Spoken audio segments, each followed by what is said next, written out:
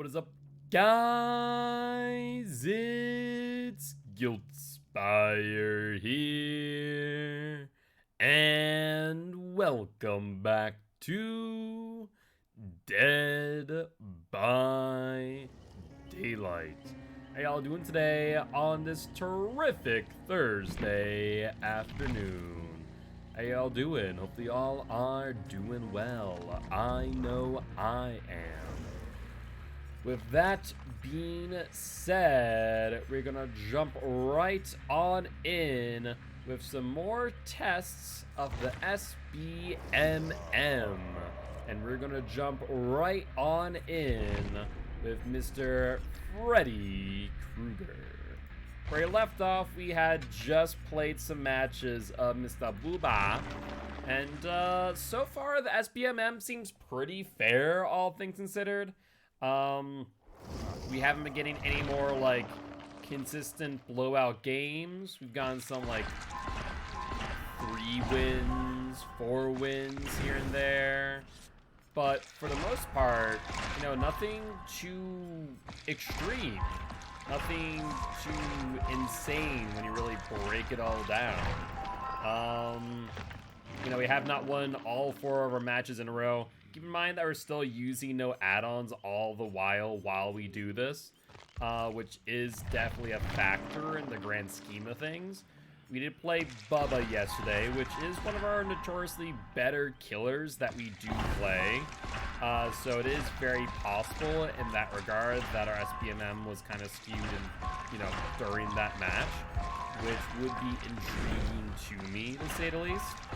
And once again, we're going to play another killer of ours that we're also pretty well known for, which is Mr. Freddy Krueger, who used to have our highest win streak, but is now second to the Blight at 27 wins in a row. So with that in mind, we would think that Freddy would have a high SBMM, though I'm actually trying to think off the top of my head how many matches of Freddy we have played in the last 3 months, give or take, because I don't think it has been all too many, to be honest with you. So I'm a little bit intrigued in that regard. Yeah, I feel like it's been maybe a handful, maybe 1 or 2, but for the most part, you know, no one's requesting Freddy. Everyone's re-rolling the wheel when we get Freddy. You know, people just don't like to see the survivors learn jump rope, apparently. So it might be, depending on how many months back they're looking, that our SBMM is going to be really high. But it also might be, depending on how many months back it is, that they only have maybe 2, 3, maybe 4 games of SBMM for Freddy, which might mean that these survivors will be potato, and we're going to harvest these survivors' souls. Felt better for you today, some matches, but for the most part didn't feel like a bully either, except for a Bubba who legit left chase with me because he couldn't chainsaw me down.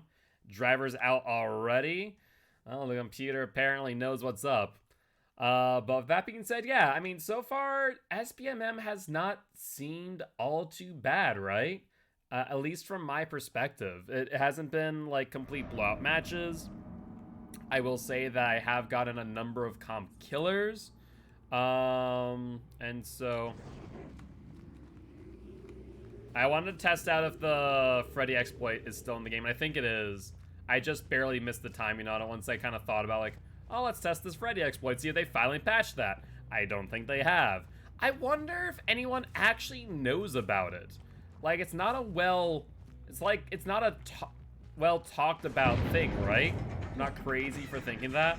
Also, I want to just point out that White, like, watched me walk up to him. So this is gonna be interesting, I feel. There's that White. Let's drop chase with you. Go for a Dweet Boy over here. Unfortunately, Ruin is in Shack, so it's very likely they'll see that go momentarily. Let's teleport over here while Ruin's still up, however. What? Wait, what just happened? Did anyone else just see that chest magically open by itself? Or am I a wee bit confused? Yo, what's up, safety doggo? How you doing? How you doing? I do fear that ruin is gonna get popped soon. It should have been found by the Dwight in shack, but maybe not. There we go. Okay. I'm not crazy for thinking that then. I thought so. So ruin is out, which means you probably want to go for Kate or someone injured. That way you can get pop value coming up. Thankfully, she's not playing a pallet at all. Let's drop. We have 16 seconds, and we can only choose one. Which gen do we want to protect is the question. Ideally, we don't lose both. That would be quite unfortunate. Looks like there's 2 people on that gen, which means only one person here. They committed to it. Nicely done, Felix. So that means now we want to commit to Felix, because no other gens have since been done this entire time, so there is no real regression to be had. He has 2 god pallets here, one in front of him, as well as a god vault for all intent and purpose. He's going to drop, we'll threaten the break, and then drop down with him. We cut him off there, and now we have this belt. Will he pre-drop it? It is not. Without Dead Hard, and even with, in this case, Felix does go down. I heard breathing. That was Kate coming in for the pallet drop, but did not get there in time, however.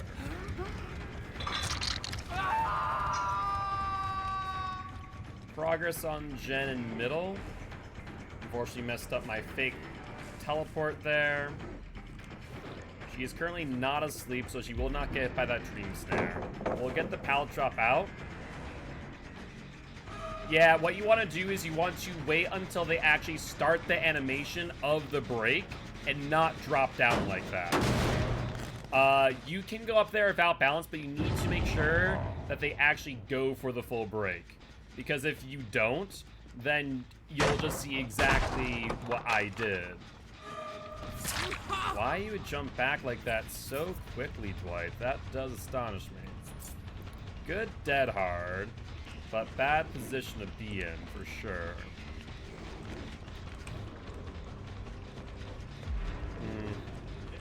The hitbox of the Dream Snare can be a little bit off sometimes.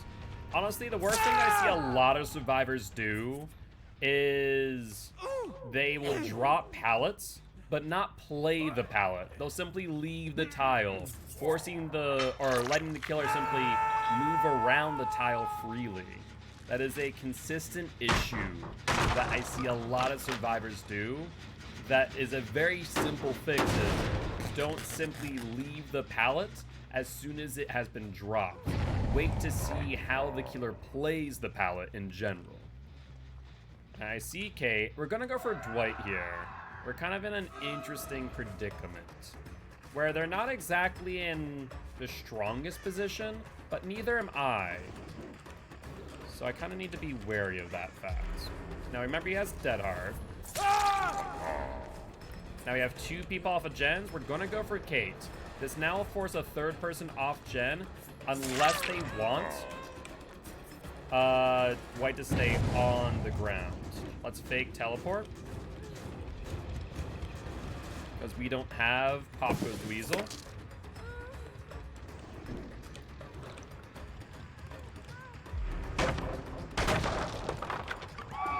There's the slowdown. Here comes the Dead Hard. There's the down. We'll probably lose that gen, but might get 2 hooks. You don't want to stay on a pallet until they down you, but you don't want to leave a pallet or strong pallet too early either. There is a balance to be struck, and most people do not know where that balance is. If they go for the insta unhook, that will result in trade. So that will be advantageous to me because no other gens have been worked on since. So we can immediately try to find either the Obsession Dwight, where we can try and push him off this heal. There, There they are. Perfect timing.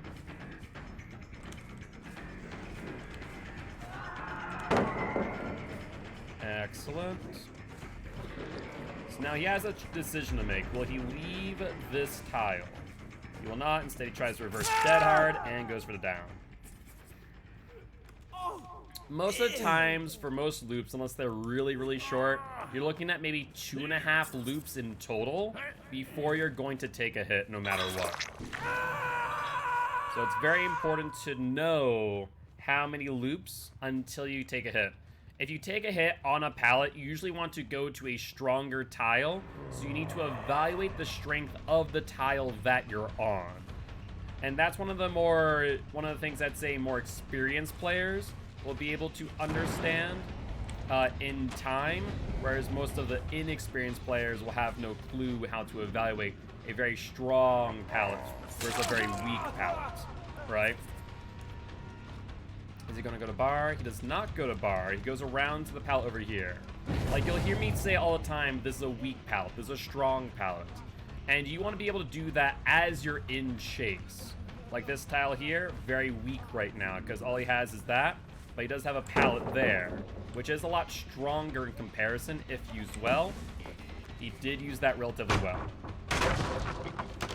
Need to get him down ASAP to avoid two gens popping coming up. I do think that this pallet is already downed. Did I break that pallet? I don't remember, to be honest with you. There's one tinker. We have between 8 and 16 seconds before it pops. Fingers crossed for the 16, but even that might prove dicey. That was less than 8, suggesting 3 people or a prove thyself on that gen. Based on the aura read, only 2 people, so that should mean that's a prove thyself, that of which gets over the efficiency penalty. She goes left when she probably could have ran right on that one. She does have God pallet. Yep, we'll let her drop it, and then we break immediately. There's no reason not to break that pallet specifically. They're healing under hook. Let's punish that. Go into chase with someone who is a bit more out in the open and out of position. In this case, meaning Dweet Boy here.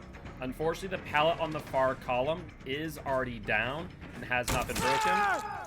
Dwight not paying attention, though, and will go down for it.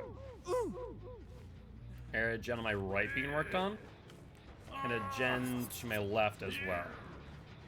I want to pop this gen here. There's only one gen left at this point in time. We have a little bit of a cluster of gens, I will note. We can see and hear all of them. One little note that many people don't realize is that you can hear any generator and its progress within 20 meters.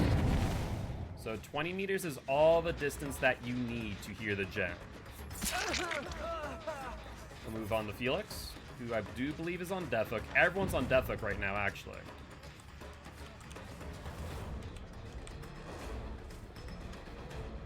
He doubled back and then doubled back again. Good on him. How will he play this? There's a person on that gen there. They go for the vault. He does not. Pal's gone.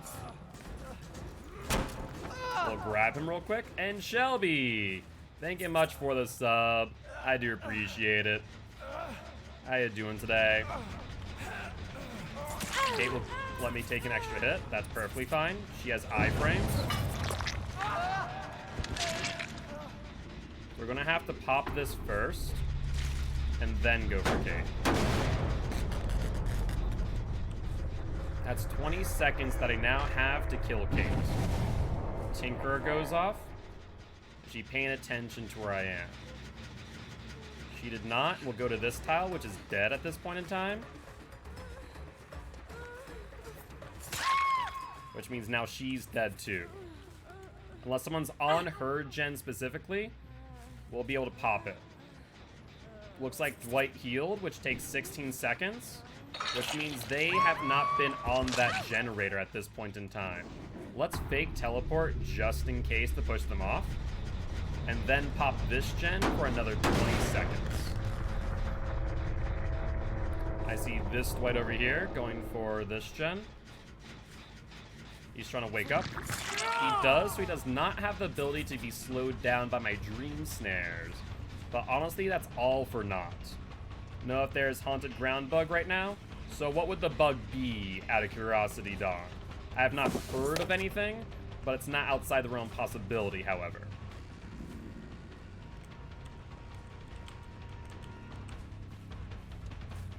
We'll swing for it. If you describe the bug, I can probably tell you yay or nay on whether or not it actually is. Add a barbecue and chili. He's not moving off the gen. Had a spirit with haunted, ruin, undying. We cleansed haunted, lay on, we cleansed one other tone and got exposed again. That is the effect of undying, to be exact. Undying, when the first totem is cleansed, undying takes its place. Think of it as the Mr. President of totems. And so, when you cleanse haunted the first time, undying goes away. And the cleansed totem that you did changes from haunted ground to undying, and haunted then spawns again and persists, leaving it so that you could potentially cleanse it a second time. But GG, well played, the survivors.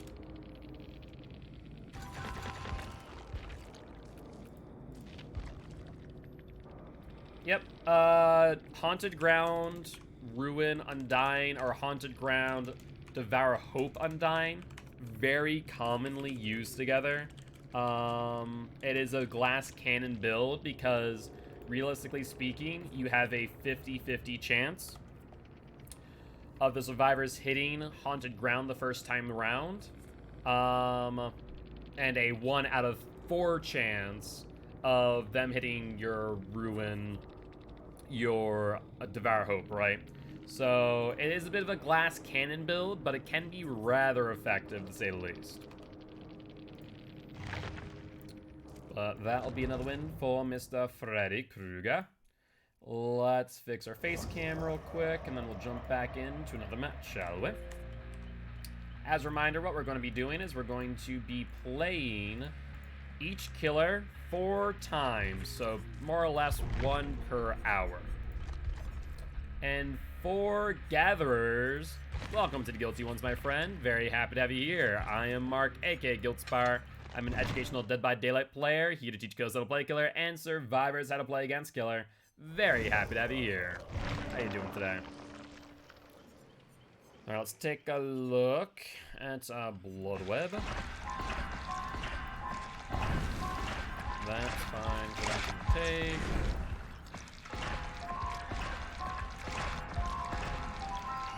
And let's see if we can get a survivor pudding. Hey, look at that. Ask and you shall receive. And not only did we get survivor pudding, but I see a bloody party streamer. Even better.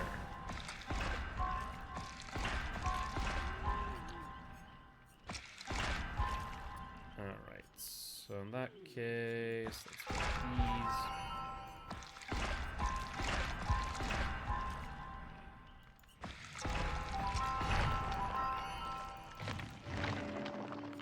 And we should be good to go. We see no tools across the board. So if we're analyzing that last match, they didn't play horribly. They didn't play well either, however.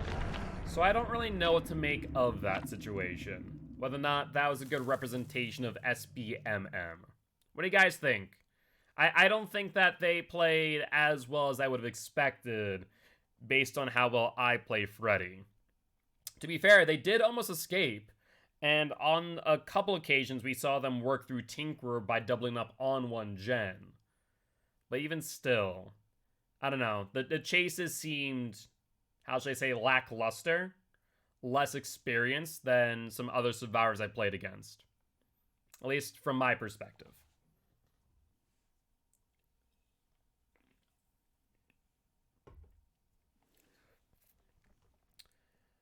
But let's see if that will change now that we won our first match. We have seen that on occasion where we win a match next match is that much harder. Then we lose that match, then we win the next one, then lose the one after. Yeah, definitely a few odd decision making from them. You know, showing lack of experience, realistically speaking.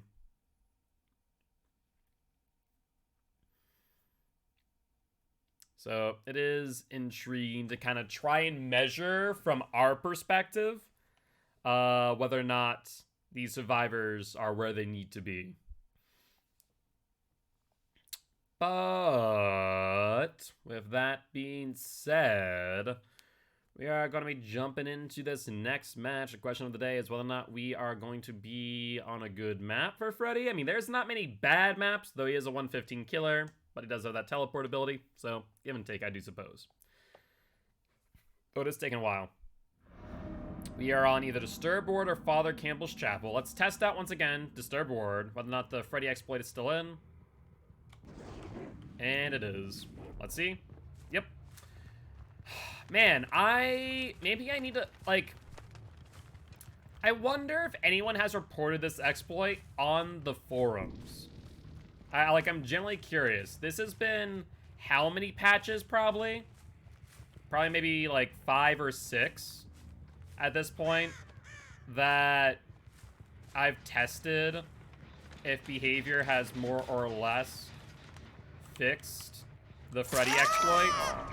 And so far, there's nothing. So it does make me feel like it's just under the radar by some means. That maybe either some people or not enough people have mentioned it. Like, it's my only real thought process on the reasoning behind the why. False.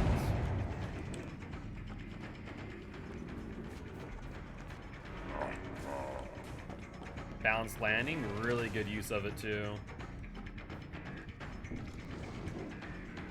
Alright, we're gonna have to drop chase. Repressed Alliance. Good stuff. Okay, this makes things intriguing. You don't see Repressed Alliance used very often in a game, in pubs. That does intrigue me and makes me wonder about whether or not these survivors are of higher caliber in comparison to the last group. Very interesting, actually.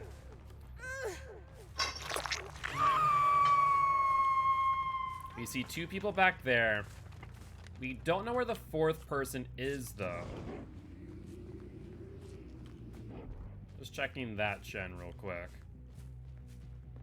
Looks like they're going to Shack.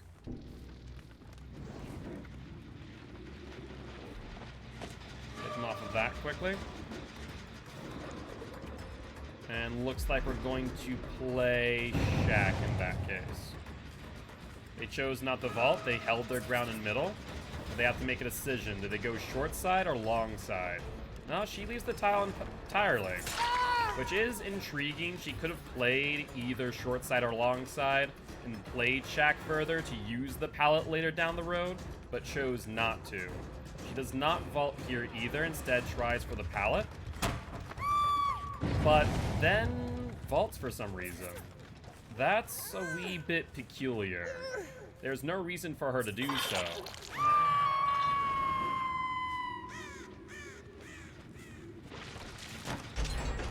Two people on that gen. They work through Tinkerer rather well. That was really good use of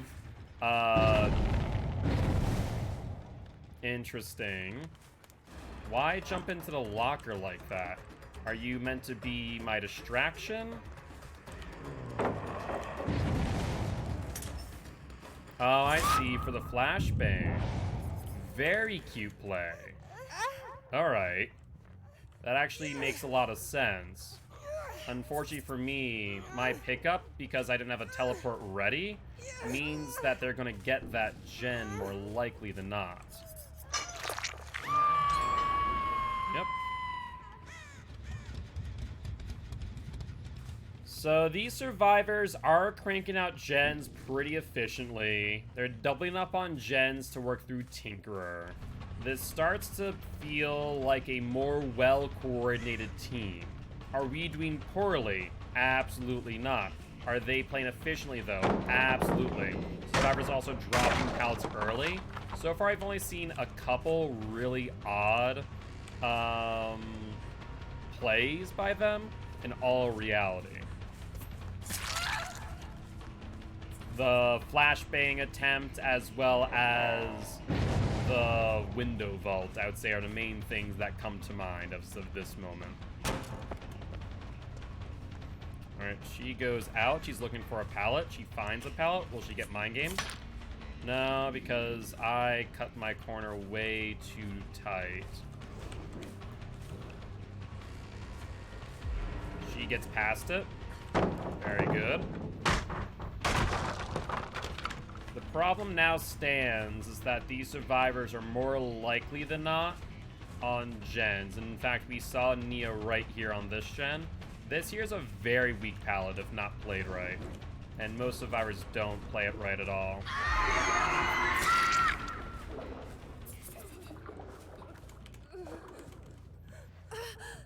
Yeah, the biggest thing you need to do is keep the killer on the long side, then drop so they're looping long side, not short side.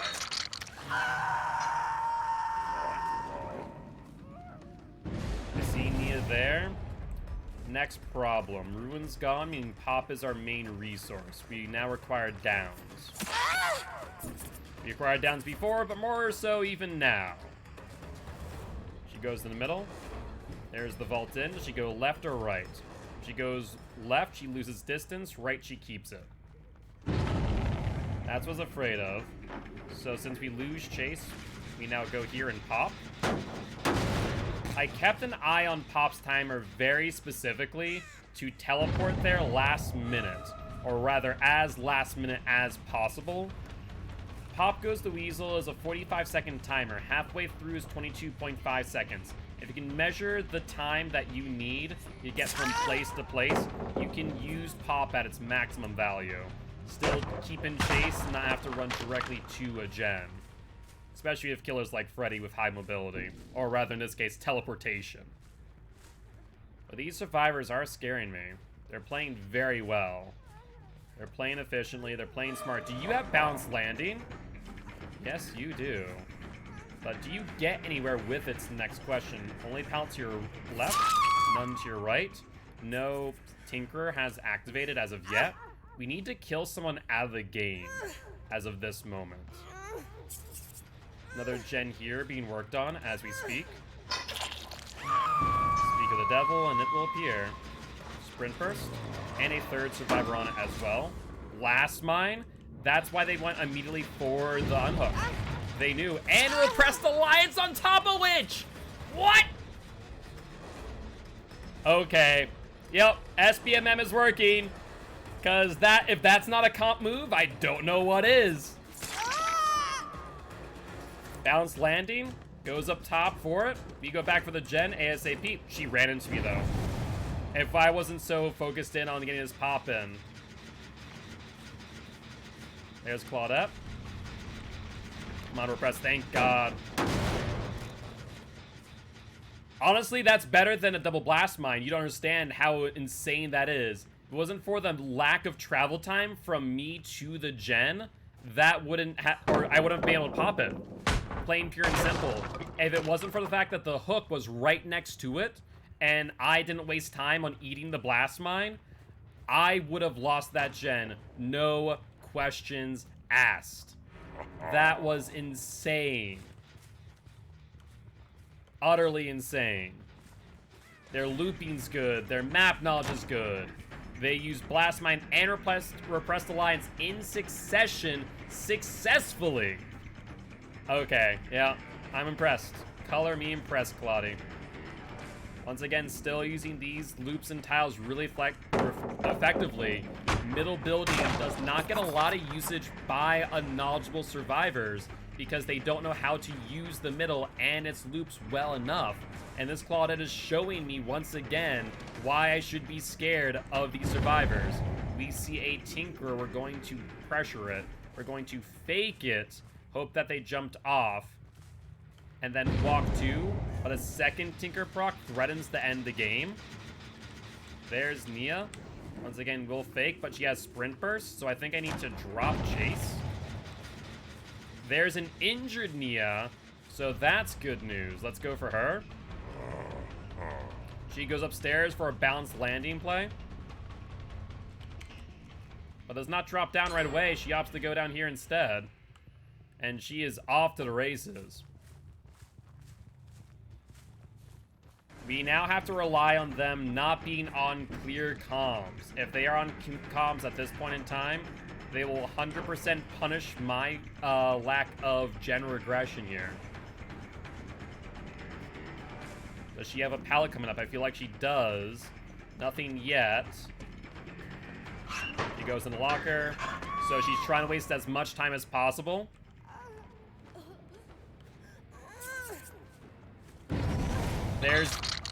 That's not the same generator that was tinkered earlier, I want to mind you. Will we see another Blast Mine Repressed Alliance play? Feel like we will. No, she's going to try and go through with it. And Adrenaline, she knew she could sit there and eat the hit for the Adrenaline too. Am I playing a scrim? Am I being punked? Did I end up in customs by mistake? Because this is feeling like a comp game. That is a comp play. She did not go through. She went upstairs instead. She played that really well. Now we see a balanced landing come in. She goes back inside, however, and back upstairs. Thankfully, find another Nia. Then this Nia wants me to chase her again. Why?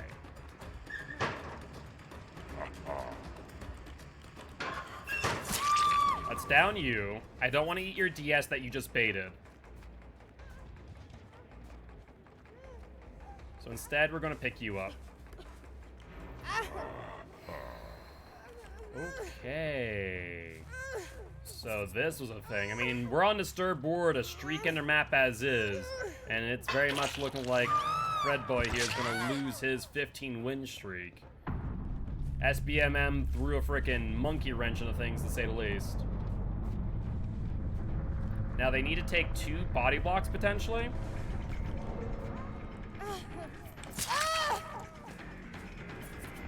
Flashbang.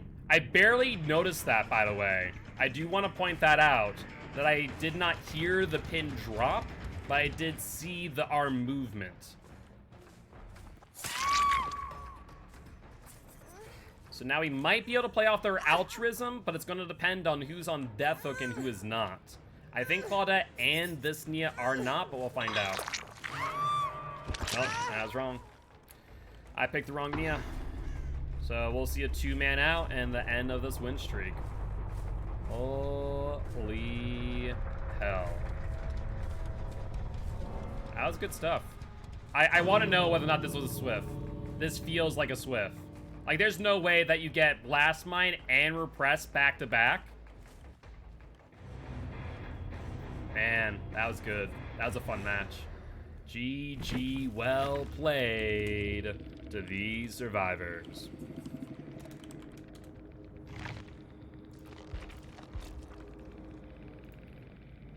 And unfortunately for Fred Boy, that will mean that he loses his 15 win streak.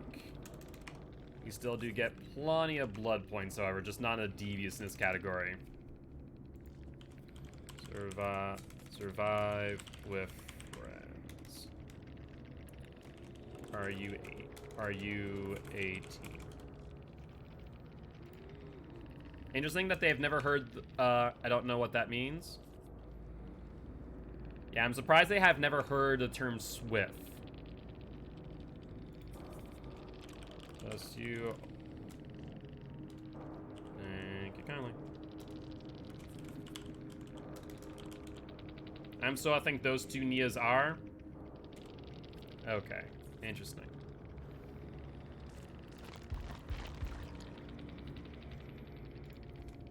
Survivor pudding. Testing SBMM.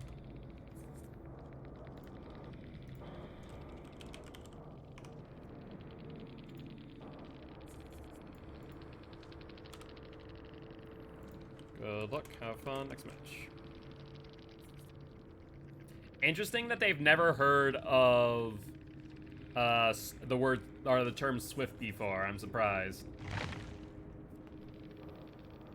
And so, and they had, here's the funny part. Can I point this out? Balanced landing is a very fragile perk. There are some maps that you just end up on, like Rotten Fields. And at that moment, as much as rotten luck for me, it's rotten luck for you with balanced landing. Can we point out that 2 survivors had balanced landing on a map they randomly got? Disturbed Ward, best map I can think of for that. My word. And I also want to point out, the person who not only flashbanged us, but repressed Alliance was 1 person, not 2. This person right here, Blast Mine, Flashbang, Repressed, Sprint Burst. So they saw me go for the Flash Mine. They then went for the Repressed Alliance thereafter. So they went Flashbang, Repressed Alliance. That's really good stuff.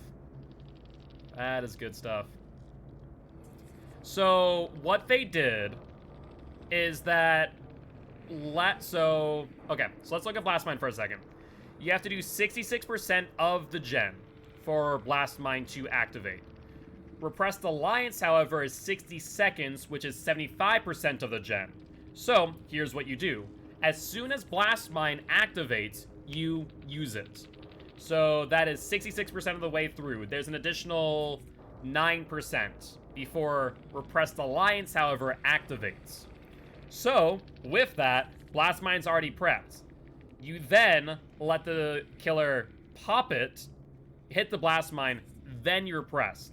Now, I will say this, however. It might actually be better to hit the repressed immediately at leaving the gen, and here's why. Because it's a 30-second Repressed Alliance. And then, whenever they go to it, there's Blast Mine thereafter for 45 seconds. At 66 seconds, or 66%, which is about 2/3 of the way through of 80%, so, 66% of 80, so 80 times 66%, that's roughly 52 seconds. So you have roughly an additional 28 seconds. Until the gen is finished. Let's say you get the perfect roll, and the killer's right there as you hit the Blast Mine, or right there as you got your Repressed Alliance.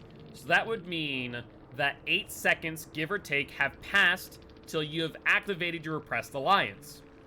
So, you still have an additional, what would be, 37 seconds left of your Blast Mine, which is 7 seconds longer than your Repressed Alliance. So the killer now has to wait 30 seconds for Repressed, and then if they wait out the Repressed, meaning that you and your team have left a gen, you're regrouping, you're on a different gen by then, right? The killer then hits a Blast Mine. So not only did the killer wait 30 seconds, they then wait an additional they have to then wait an additional 5 seconds for the stun. That's 35 seconds. Depending on the travel time from hook to gen, at that point in time, they will not get their pop. So that would be 35 seconds total. They can only at max, lose 10 seconds in travel time or doing other things between the hook and the gen at the point of pop.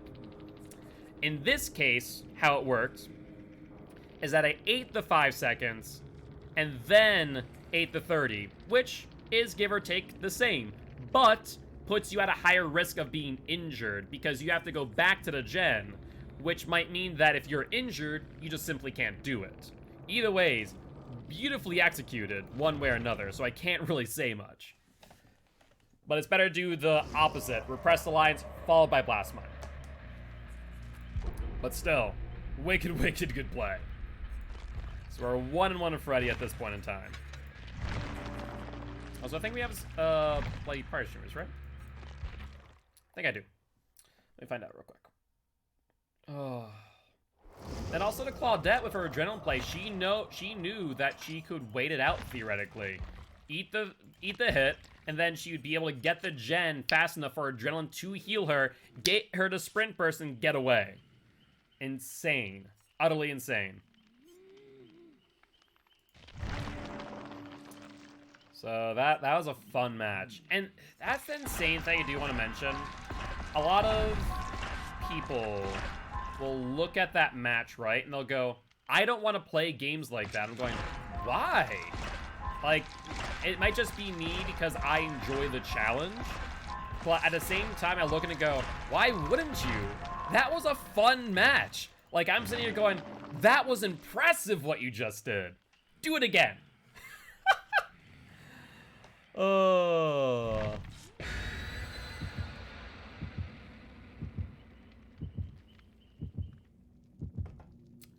But at the same time, I want to point out something. Most people, your average player, your average killer, is going to play against those survivors. There's going to be people like me who do. People at my skill level. I'm not sitting here saying I'm the best killer in the world. But at the same time, what I am saying is that I definitely play better than the average. And so, for me to be able to sit here and go, I love playing against these survivors. It's fun. It's exhilarating. If I win, it's rewarding. Because this is a multiplayer game. It is not flip a coin who wins. It's not RNG roulette. I love facing Jerem and Aaron. I watched that, Tricks, by the way. You got freaking wrecked. The funny thing is that you tried to face camp, and I would have died laughing if it actually had worked. But you got bodied out. Oh. But did you watch that last game, Tricks? If not, please do me a favor. Go and watch it. That was an insane match. It was weeks ago. I was baby nurse. You were a baby nurse. You didn't do horribly as a thing. Like, they felt pressured. But you did not do horribly. Oh, you're a better nurse now, 100%.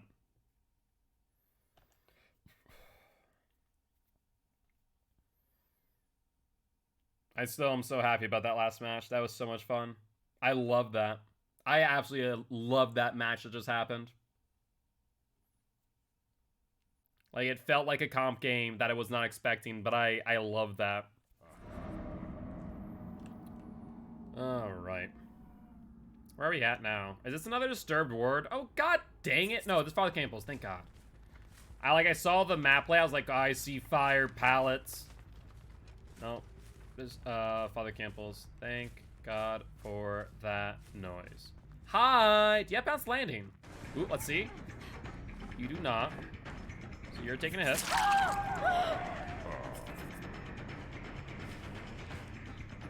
But I heard good survivor, so I had to butt in. Fair enough, fair enough.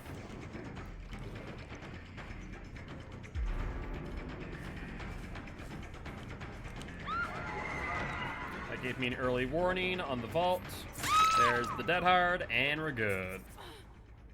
Only 4 a.m. You're like me, Tricks. You don't sleep. For better or for worse.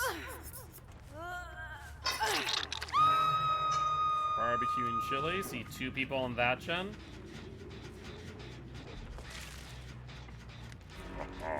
Very lightly progressed, however. What is sleep nowadays? That's fair. That is fair. I'll be real. Not sure what you're thinking, Fangman, but whatever you were, it did not work. You drop immediately? Go for it. If I was paying attention to what you were doing and not respecting the pallet drop, you would have absolutely gotten smacked. And this is not a pallet that you want to die on.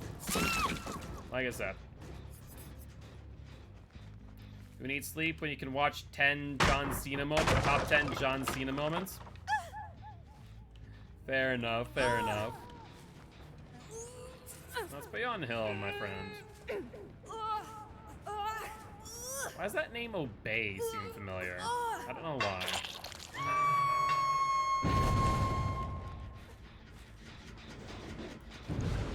There goes Ruin.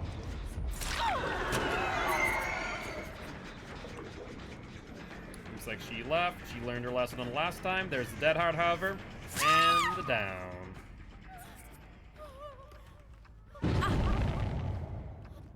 Oh, see, I don't fall down rabbit holes like that. I just watch anime.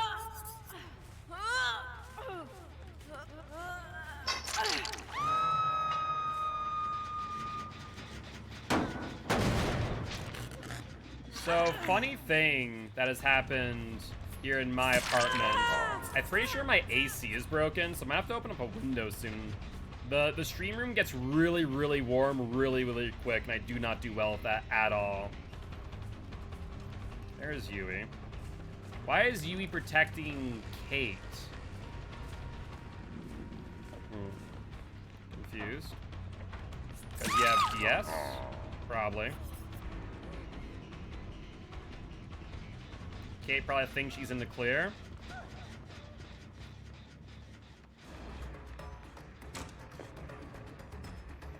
Well, let's leave Yui. Let's go for Feng Min. Yui's already up.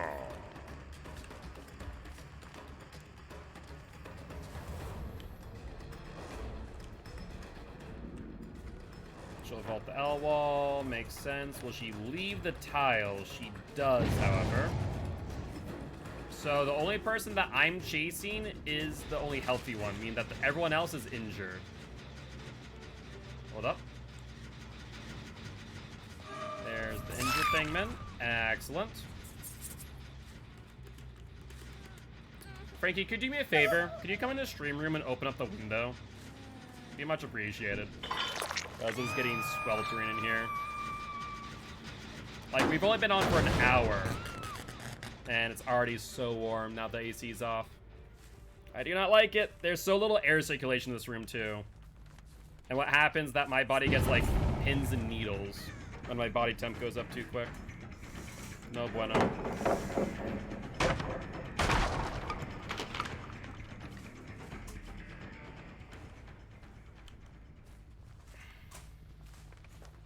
What?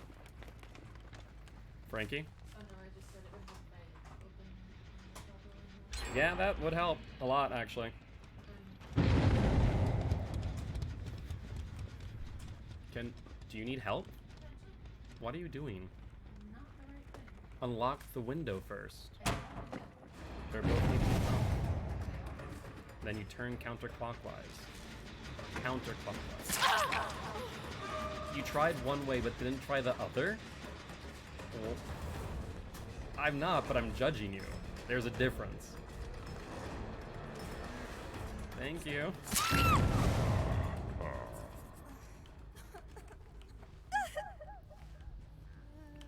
I mean, yes, you need to unlock the window before you open it. That's kind of common sense, don't you think?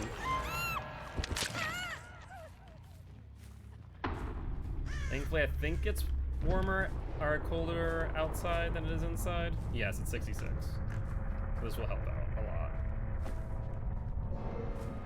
Yeah, between the headset and everything else, man, it's been sweltering in here. But now I don't have audio, which is gonna be a bit rough. But that's gonna be fine. I don't think I'll need it too much. I have won a competitive match of Dead by Daylight while and without audio, I will mention. So it won't be the first time.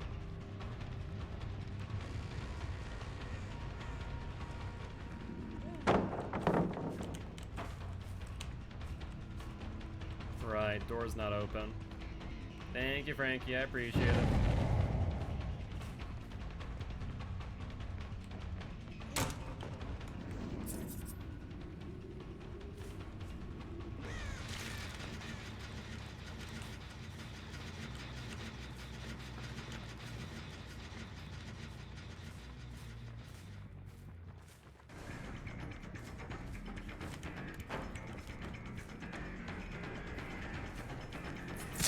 It's the weekend tomorrow. I'm doubtful that they're going to be doing any form of maintenance, I'll be real.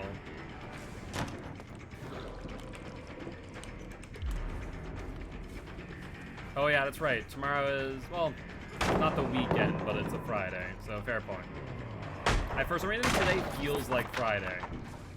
I'm not entirely sure why. Okay, office hours still apply on Friday. You are correct. That is accurate. We need to break this door, like, ASAP.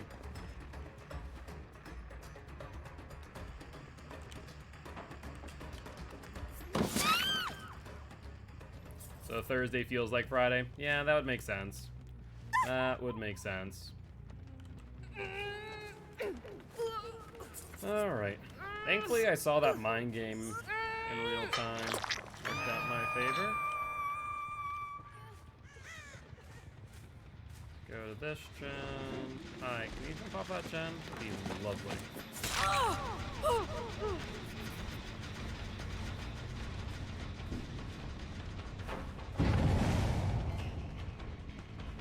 You have nothing here. Good dead hard, but bad placement.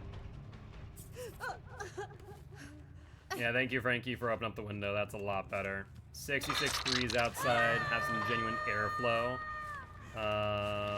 Versus 73 base with the potential of it being higher due to studio lights. And like, I don't mean that lightly when I say studio lights, by the way. Like, I straight up have a photo shoot light setup so I can get good lighting for stream. It is very bright, but very effective, and thus very warm.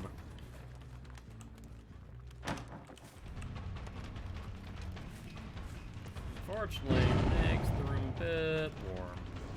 Now, if that's that happening, that means Kate is still on the gen. There's the UV. Get you. Not a moth, my dear. I'm sorry to tell you that. That just ain't happening.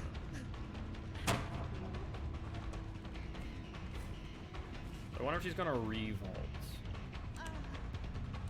No, she did not revolt that way. Odd. There's the dead hard. Turns the AC off since not like anything was gonna happen anyways. I don't know, maybe miraculously it'd start working? Who knows? You know? Better than nothing, I suppose. It's currently 74 out there. Lovely. Yeah, I don't know what happened. Like, I just randomly realized earlier today, I'm like, huh, why does it say internal temp of 72? That's odd. And then I looked at it and tried to turn the temp down again. And it's like, I'll see if it works later by the time I go stream. Nope, now it's 73. Fantastic. It's like, well, this is gonna be a fun time, I can already tell. Yeah, except no one tells us what that means at all. Just like, danger, Will Robinson, danger, danger. That comment is going to be lost on many of people, by the way. You have dead art, I know that. Also, when you say weeks, you're probably closer to like a couple months, I'll be real.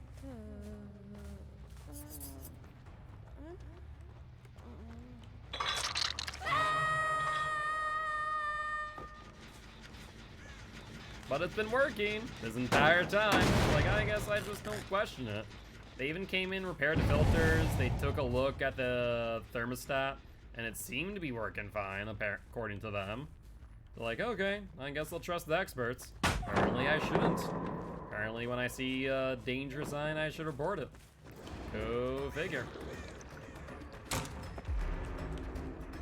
Hi.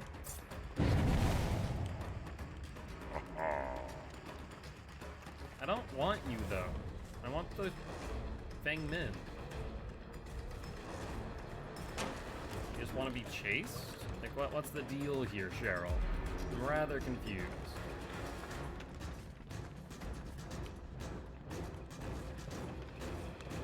Looks like she doesn't want to vault at all. Did she also... Oh, she's not asleep yet. I was wondering how she hasn't tripped off the dream snare. Here I am playing without sound, making my life a bit more difficult. But she finally hit that one. Alright, sounds good, Frankie. I appreciate it.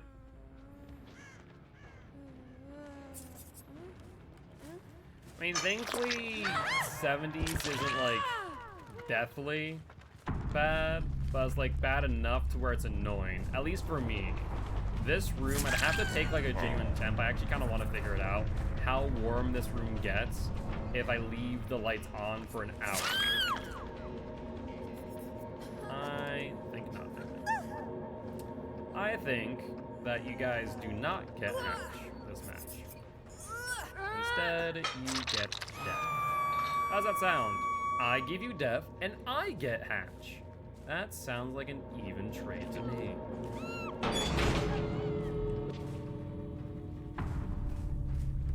Let's break some pallets for some extra blood points, and should be good to go. We maxed out on brutality and deviousness. But GG, well played to the survivors. So, in comparison to the last group, I would argue that this team was not on the same level. I think that the last team was, like, comp ready, more or less.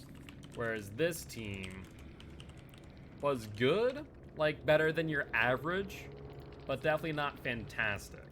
I mean, I played the latter half of that game without sound and did just fine at the end of the day. So, I don't know. Hard for me to say. I think it's cooling off slightly. Hey, what's up, Obey Godly? You were close, you were close. How you doing today, my friend? GG's, well played. I am Mark, aka Giltspire. I'm an educational Dead by Daylight player, here to teach kills how to play killer and survivors how to play against killer. Very happy to have you here.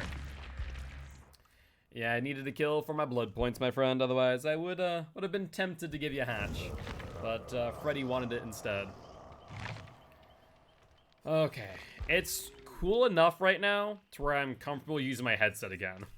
Like, I straight up, I could not have it on. To be fair, your ears, like a very big heat center of your body, that generate a lot of heat if you have them covered. Hence why, like, earmuffs in the winter are very good at retaining heat.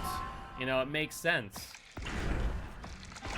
But for when you are sweating due to your AC not working anymore, probably a good idea to not wear the headset if you can help it.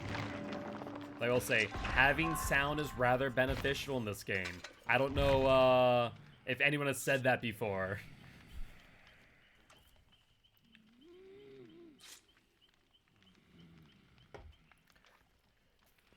Alright. So this is going to be our 4th match with Freddy, and our last match with Freddy at this point in time. So we are currently 2-1, 2 wins, 1 loss. Let's see how good this team is. And right now, the bar is rather high, in my opinion. I would say the bar is up there due to that second team that we played against. That was just utterly insane. So I'm curious if, you know, we won a game, lost a game, won a game, if this team here is going to be on par with that second group. Because if so, that'll prove to be a bit interesting and will kind of, I don't want to say seem like a trend, but it'll seem like a trend, right? I'm not crazy. And a lot of our matches have been win a game, lose a game, win a game, lose a game. It's like SBMM kind of swings a little bit too far on one side and then swings back again. It's like, oh, you lost a match? Okay, let's swing it this way. Oh, you won a match? Let's swing it back this way. It never gets into, like, the middle. I've never really found it, like, dead set in the middle. It just kind of swings back and forth. So I'm very intrigued in that fact. I'm not sure if anyone else has experienced something similar to where, like, one match, you feel like you body this killer or the survivors. The next match, you feel like it's a little bit more difficult at the very least. I know for survivors, it's harder to measure how good the killer is in comparison to how good the survivor is, unless you're being chased by the killer nonstop, in which case you're probably getting tunneled. Didn't think too much about it. Gotcha. Rotten Fields. And as we all say, that's my rotten luck. But at least we're not playing Blight on rotten fields. That's the good news. Let's take a look around.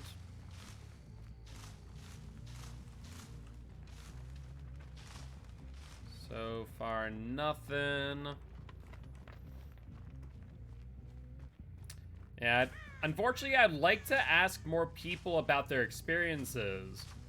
But the majority of experiences that I hear from other people are, I don't like SBMM. It shouldn't be in Dead by Daylight. I'm like, can we, like, actually run this as a test and, like, give it genuine thought rather than just being, oh my god, that was 4 people on that gen? What the fresh hell? Rather than just being so polarized that we can't look at something as a potential solution. Grab you. Finally played some Killer, felt pretty good though. 1 match so far. Gotcha. So I'd be interested to see what your next game looks like on that next game of whatever Killer you played. And see if the next match feels that much harder. Because you got your first win, right? Okay, so dropping pallets for health states. That's smart. That shows at least some degree of experience in the game. Trying to get to the next tile. Didn't get there. Uses the vault instead of the pallet. Going directly for it. Good move. Moves directly for the next tile.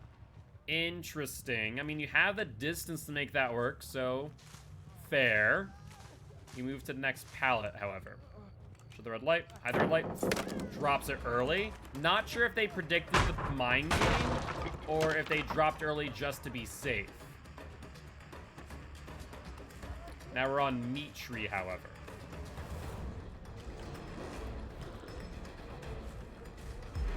We'll shorten the distance immediately for a Dream Snare.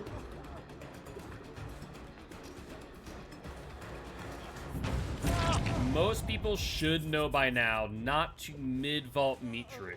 I feel like SBM has trouble placing me sometimes because I have a lot of Killer knowledge from you, but can't always apply it, so I usually feel like the matches skew too far either ways, but we'll see if SBM settles that out. Yeah, that's a fair point, right? You know, as SPMM gets more and more data and becomes more and more refined, we'll find that, you know, certain matches are going to get better and better as far as, you know, evaluating that skill gap, right? There's Fingman. Only downside of having the window open right here, I will say, is the fact that like, this window faces an alleyway. And the alleyway is where everyone their grandma goes to smoke once they leave the bar. So some very pungent smells coming my way. Well, I played Trickster a little, mostly to get my crown. That's what I played today. That makes sense. Let's teleport for Pop.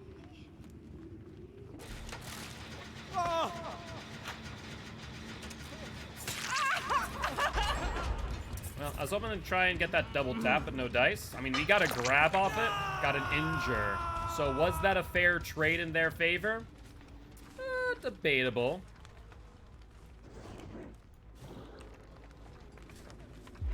Let's go this way, see if she drops.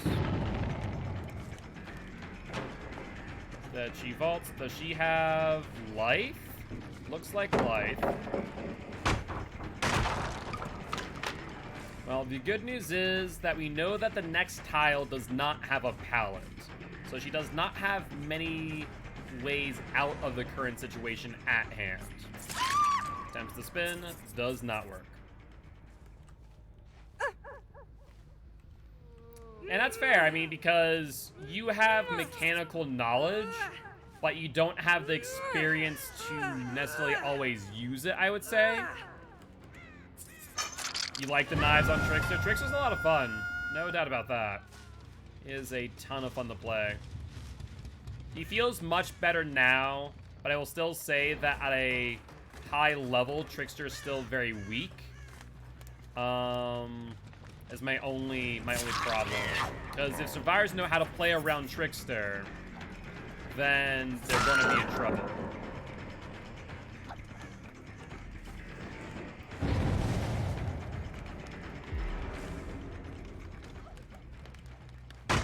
Let's take this. And she does not go for Harvester. Let's use Harvester to cut off some distance. She goes back for Harvester now, however. That's actually a pretty good double back. She saw what I was attempting to do and cut line of sight. But now she's going to Meat Tree, which does not have any value to give. Let's grab you. Can I just say, by the way, how happy I am that I can, you know, more easily initiate grabs. It's my favorite thing to do now. Just grab people off of whatever they're attempting. Like, it used to be that way back in P2P days of DBD, but obviously P2P was a hellish landscape.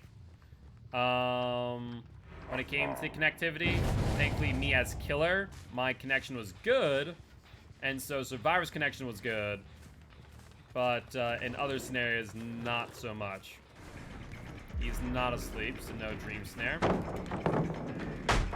Oh yeah, grabs are much more consistent is the key word. Much, much more consistent in comparison. Alright, he was spinning around in the corn trying to confuse me.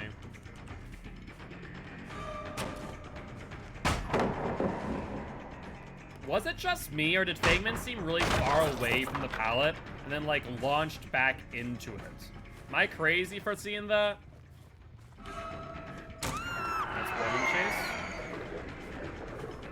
She seemed far, I was thinking the same. Okay, thank God. I'm not sure if, like, it's because of, like, Fang's small stature or simply because of I don't know what.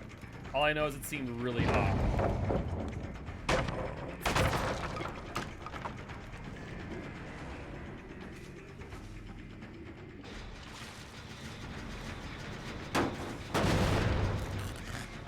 Pop it. We'll go for Lori. I think we've been grinding away their resources pretty consistently. Sucked into a pallet, but she got sucked for the drop. Oh, you have no idea. That reminds me of some of the good old days, quote unquote, of vacuum pallets. Now that was a thing. Freaking vacuum pallets. My word. 8 seconds off this gen. Basically, more or less, you could vacuum yourself back into an interaction, and it was nightmares for the killer, as it was almost impossible to figure out what was going on. Thankfully, you don't really see that too often anymore. Sometimes when they have, like, bad connectivity, you see it once in a while, but for the most part, you don't. Now it's been another survivor on there. That's what I'm afraid of. So now with 3 gens and no one out yet.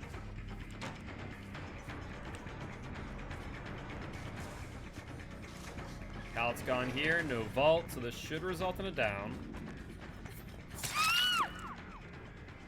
The thing is, I don't think Fangman's on Death Hook. There's only 2 people that should be. This could prove problematic. Well, don't need barbecue and chili to know where they are. We went to the wrong gen. There was a gen in front of the gen that I wanted to teleport to. And I prioritized the wrong one. That's really painful, I have to admit. That was really, really painful to see. Yeah. I should have paid more attention. I wasn't, and I paid for it. Oh well. So I'll end up 2-2 with Freddy, it looks like. Wait, did she just... Did she actually? Why would... Interesting. Why would you go into basement? I'm confused. There's the unhook on Fangman. And she's dead. We see Jake there. I'm going to assume that that exit gate's already open. They're not under hook. I didn't see scratch marks going out towards the other exit gate. But Fangman healed. So they couldn't have gone far. Blood was back there. See Fangman there. He's going to the other exit gate through Shack. I think she has life, so she gets some extra distance. Jake opens door for Feng Min. But Lori did not make the same path. Or not Lori, Zarina did not make the same pathing. Nope, they did. Feng Min's out too. Where did Zarina go? Wasn't like this was open. Oh, fair play. I wish they had Jason DBD. I don't think, I'm not sure if you were here when I explained why Jason isn't, but GG, well played to these survivors. I will say, due to the fact there are 3 people on that one gen, it would be very unlikely for me to have gotten that, even if I did teleport. If they would just commit, at most I would have been able to down 1 person.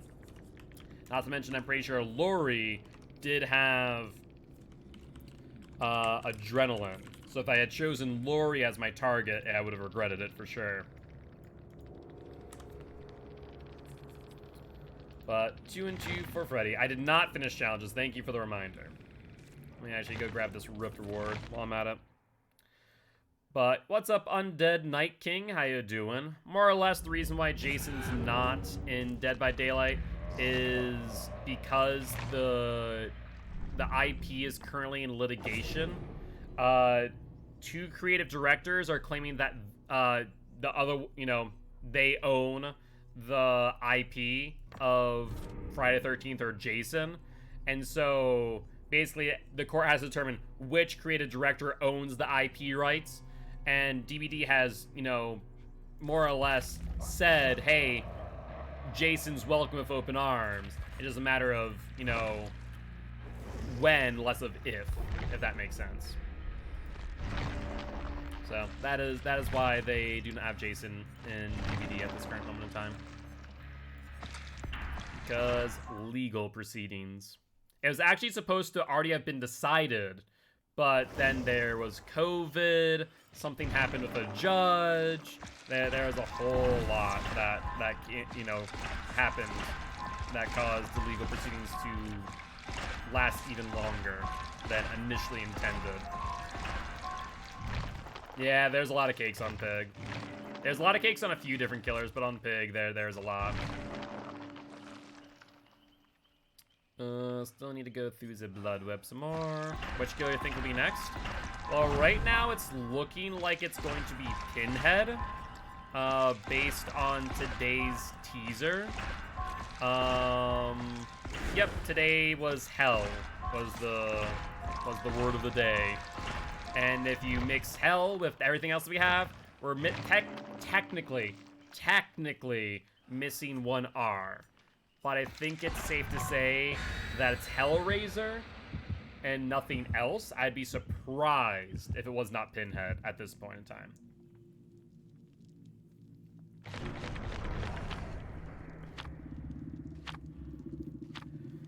Alright. So 2 and 2 on Freddy. Honestly, those Freddy matches felt pretty good. But yeah, people are still trying to, a lot of people, I guess, because they figured out it wasn't Candyman at the current moment in time, then thought based on extra lives it could be Springtrap for Five Nights at Freddy. Like I said, I've already said why I really don't think we'll see a collaboration between them anytime soon. But people are still trying to vie for Springtrap and DBD, which I would love to see eventually. I wouldn't mind FNAF being a licensed killer at some point. At the same time, I don't think it's going to happen right now due to everything with Scott Cawthorn leaving the IP behind in the hands of the, company at this point, because it was more than just Scott. It was not just him anymore creating it. Is this Mother's Dwelling or Temple Purgation? Looks like Mother's Dwelling. Yes? Yes. Unfortunately. Well, I don't know.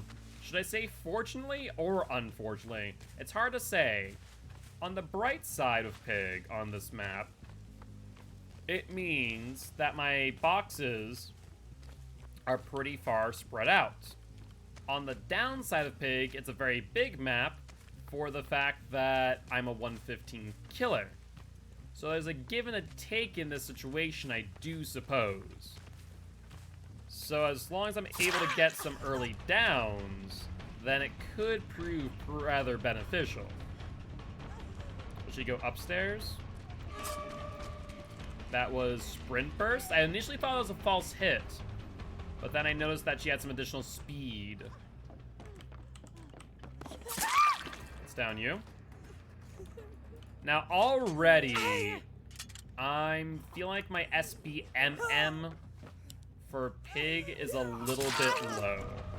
Between this survivor believing that I'm a moth to such a degree that she can really do what she's doing to the point that she gets downed, but also this Meg who did not play all too well on stairs. You think Pennywise will join killers? It's hard to say. I think I could imagine it eventually, right away or anytime soon. I don't really think so, but I could definitely see it happening eventually, whether that be as a like killer cosmetic or their own killer entirely. Blind me while I was starstruck. I wasn't even carrying anyone while they tried to blind me. Nicely done. Well, on the bright side, Serena did not pallet kill. Even better, I got distance on the vault. She vaults again. Why would you do that? I'm a little bit confused on that play. I'll be real. Like, she could have just gone to the pallet, and I could have potentially have hit her, versus a guaranteed hit in that scenario. Based on her greeting that pallet, that tells me she has dead hard. Or not?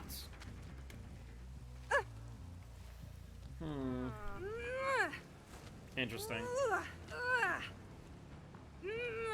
Yeah, Pig's SBMM is definitely a little bit low. That would seem obvious. Also, I see Meg, who's still injured. She still has the box in her head, too. Imagine that she's probably coming over to here. Why would you try and get healed while you still have your bear trap on your head? That's confusing. Like, I guess we haven't played too many matches of Pig either. Within the last few months. We played like some. I guess not too many. What do you mean by their own killer entirely? Undead Night King. I'm confused on that statement. What do you mean by that specifically?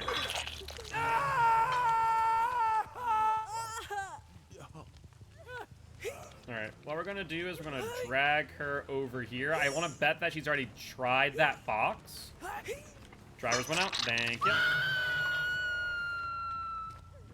And neither survivor was on their way for the unhook.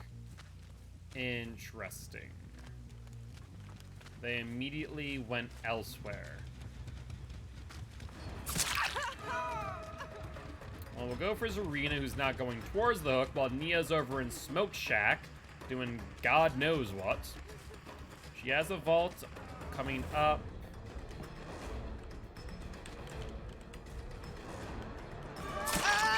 Okay.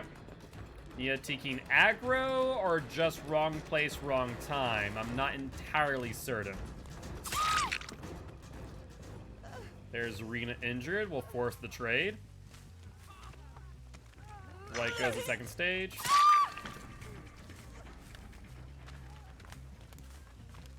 The moment you touch him, your DS is up. Not to mention, Dwight just freaking dead-hearted for your death. That's funny. Like their own powers, own look. What, for Pennywise? Or... What are you talking about? Because Behavior wouldn't own the rights to Pennywise. That would never happen. There's an IP holder. If you're talking about, like, uniquely theirs. That's just an impossibility. There goes Ruin, but not sure it's going to do y'all too much. Nia then goes for the unhook. Your sprint purse is up, my dear. And then Dwight goes for the flashlight save. That just ain't gonna happen. Yeah, Pennywise? Gotcha. I don't know. I think it's more likely that we might see a Pennywise cosmetic, and less likely that we see a Pennywise killer. I don't know why I feel that way, but actually I do know why. The IP holder for Pennywise, I'm pretty sure, is Fox? No, it's Stephen King, right? I guess Stephen King wrote the books, so he'd be the original IP holder. Yeah, I'm doubtful that we'll ever see Pennywise, actually. Stephen King does not do too many things like that. Yeah. Yeah. I don't see it happening. But GG, well played to these survivors.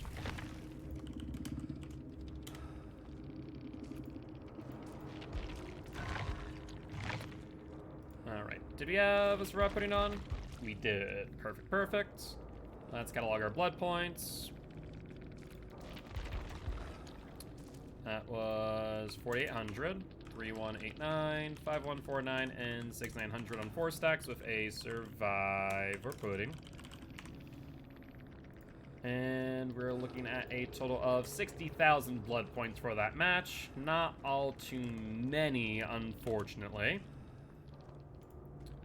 Let's, in that case, ready on up, fix the face cam. What's my favorite killer to use? Honestly, that's hard to say. I really do enjoy every single killer.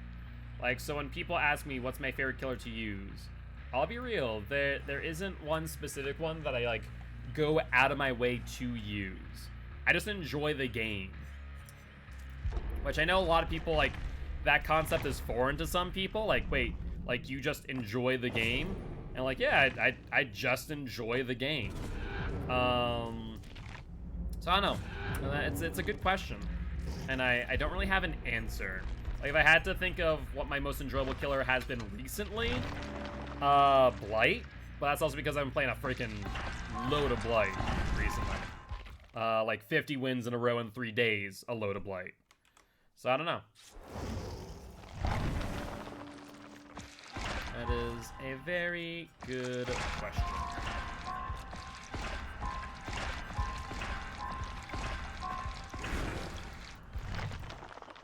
Alright, we probably need to go through 2 more blood webs, make sure we don't max out by accident. Let's do that.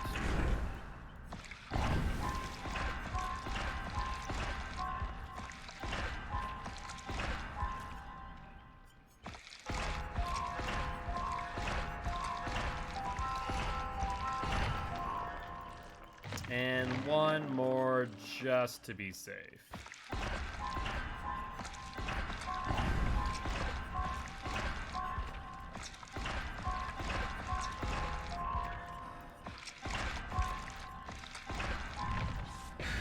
Alright, 2 medkits and nothing else in their hands. So, I wonder if this will be like a lot of our other matches, where we kind of have on again, off again type of gameplay. Will these survivors be better than the last? Those last ones were not that great, let's be real.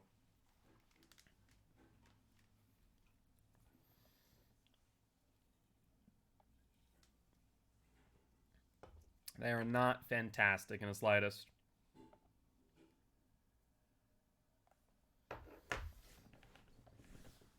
Dwight and Nia? Yeah, both Dwight and Nia trying to blind me while either in a bad situation or just out of position, even getting down during it. So, definitely felt like Pig was a very low SBMM in comparison to some of my other killers. Why that is, I'm not entirely certain, though I could argue that's because we haven't played a lot of Pig recently.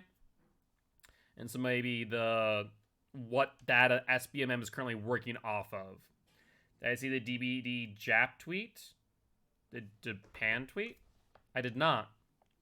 What did DBD JP just put out? I felt like I saw everything that's come up. Maybe not. No more here? Oh, that? DBD JP?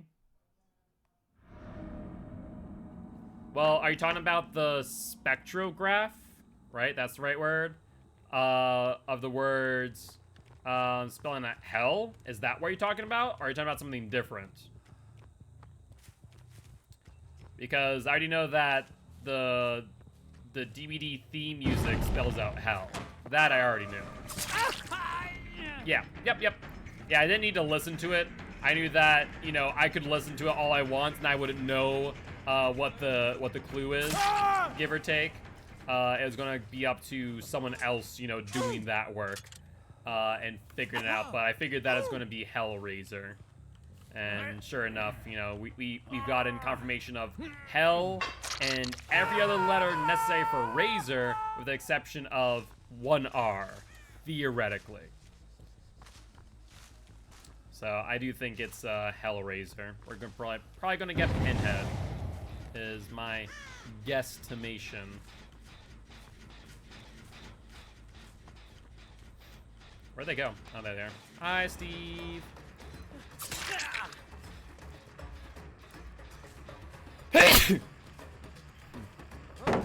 Thank you, Steve. I appreciate it. You guys didn't hear, but he said bless you. It's very kind of him. Here to pick sneeze underneath their mask.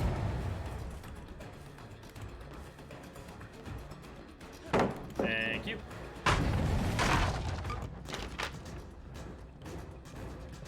And where's Steve Boy going? That's a very early pallet drop. Very, very early pallet drop by Steve. Hi, Fingman. I love that I left the chase with the Steve, and he still dropped the pallet. That was very cute, Steve. I appreciate that. You dropped the pallet for free. You know, it's like a buy, what was that, buy 3, get 1 free? I know that I was playing her on the wrong side of Meat Tree, but like, was it really necessary to drop that early?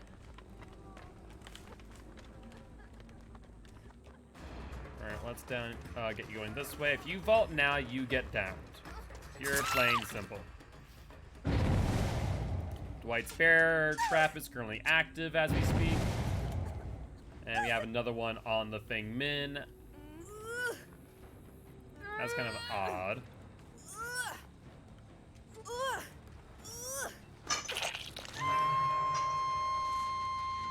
Hi, Steve. Oh, that's not Steve. You're not Steve. You're Jill. What are you doing pretending to be Steve? I want my pallet drop happy Steve.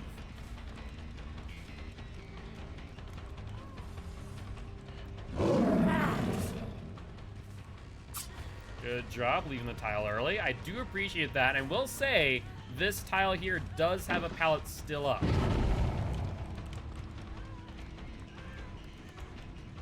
So she moved to shack. It's looking like it. She does vault.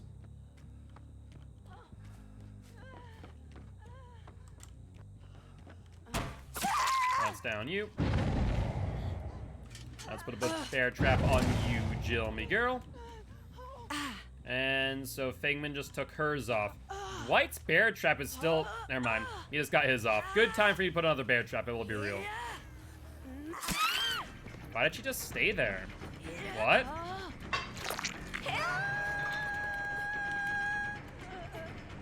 Why did she... What?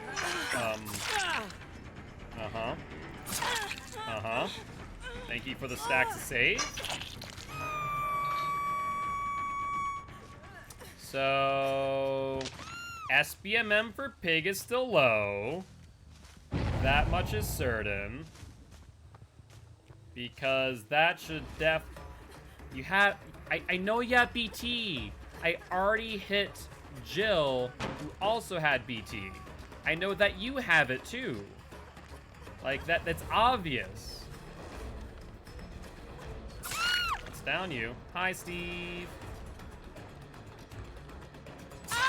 Bye, Steve. Alright. 8 seconds off of that generator. They're missing skill checks on Gen. I feel like that's a good indicator of the SPMM, or a lack thereof in this case, where if they're missing skill checks on Gen consistently, it's a little bit concerning. Just a wee bit. And there's the Steve off of the hook. That's fine. Dingman dead. One person on Shack Gen. And Jill and Steve there. I guess let's pressure Jill. Let Steve breathe for a second. You know, be nice or something, I guess. Want to play killer right now, but I'm afraid because I don't want to mess up and look dumb. I mean, there's no reason to really be worried about that. We all start somewhere, and anyone who were to make fun of you for not playing well, it's just ridiculous, honestly. I just swung way too early. There goes Ruin, but a bit late at this point if one person dead. So, I don't know if that's gonna really benefit you guys at all.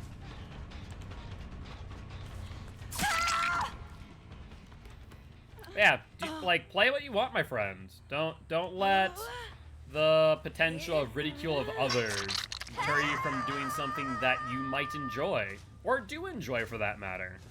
As long as it's not hurting others, you know, in real life, or yourself, you know, do what you want. Hi, Steve. Why not run earlier? You stare into my soul. Like I'm your long-lost soulmate. Is that the case, Steve? Am I like... Are you in love with the pig, Steve? Is that what I'm hearing? Would you smooch the pig? I feel like that's what we're saying now. He debated the boobs? Maybe. Maybe that's true.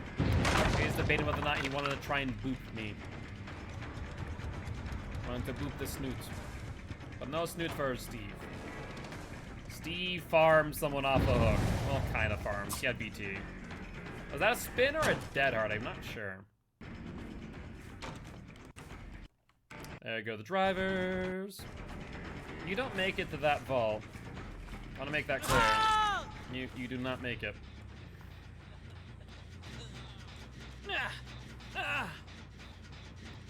And no basement. Hey, Jill got her bear trap off. Congratulations, Jill. Now it's time to die. I do hope you understand.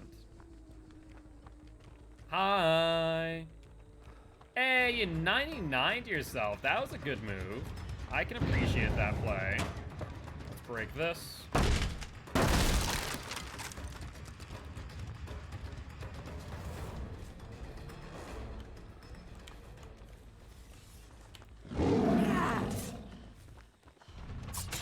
There's the hit. And where are we going now there, Jill, me girl? Going out to the left, sure. You don't have much in the way of pallets here, though. This pallet's not bad. Have I ever gotten salt from survivors? All the time. Are you joking? Yep, the cam does go down occasionally. Sometimes what happens, my drivers go off, and when they go off, you know, that's why I have the no signal sign is all. But I do appreciate the heads up, Fury. Do appreciate it. How you doing today? But yeah, do I get salt from survivors? Absolutely. Survivors like to win, and their winning means that you're not. And so, it happens, but bear it no mind. People are always going to be frustrated by the loss, and for those who are just trying to troll you and rile you up, don't give them what they want. You know, just say, GG well played and move on, right? But, Fury, thank you much for the follow. Welcome to the Guilty Ones, my friend. I am Mark, aka Guildspire. I'm an educational Dead by Daylight player, here to teach ghosts how to play killer, and survivors how to play against killer. Very happy to have you here. Would love you to check out our community Discord, as well as our YouTube channel, which you can find... Hi, Steve. On our link tree.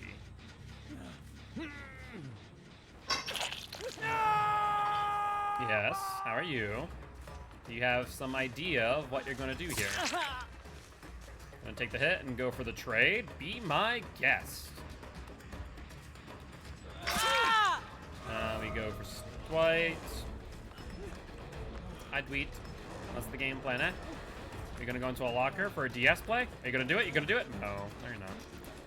Disappoint me, Dwight. You could have at least baited it. Would make me think twice. But instead, let's do that. That works too. Hi, Steve. See, BT doesn't work too well in this instance.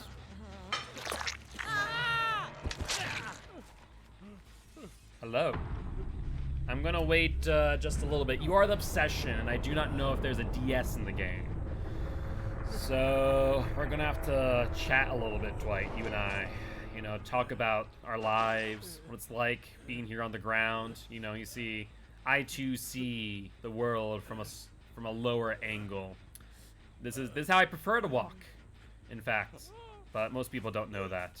They think I just go down here for them to boop my snoot. But not you, Dwight. You understand, don't you?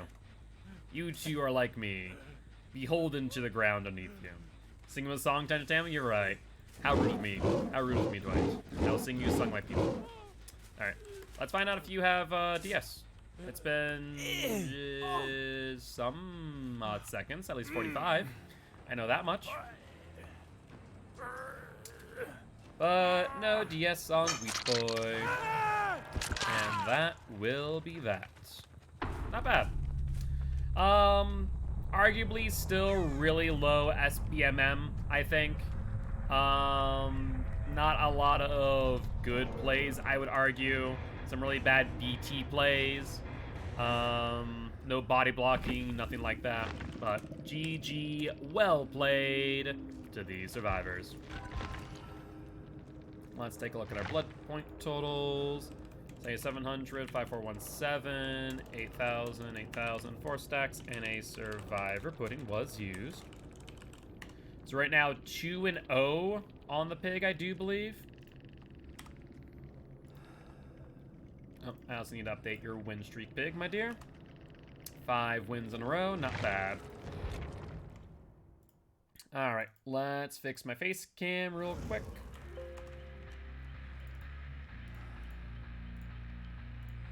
And let's ready on up. Still have a survivor pudding, I do believe. Excellent. And let's go into our blood web real quick, like.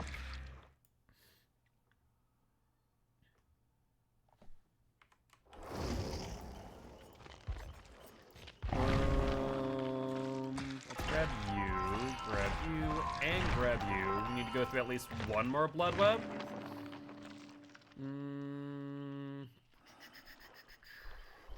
Let's go after you.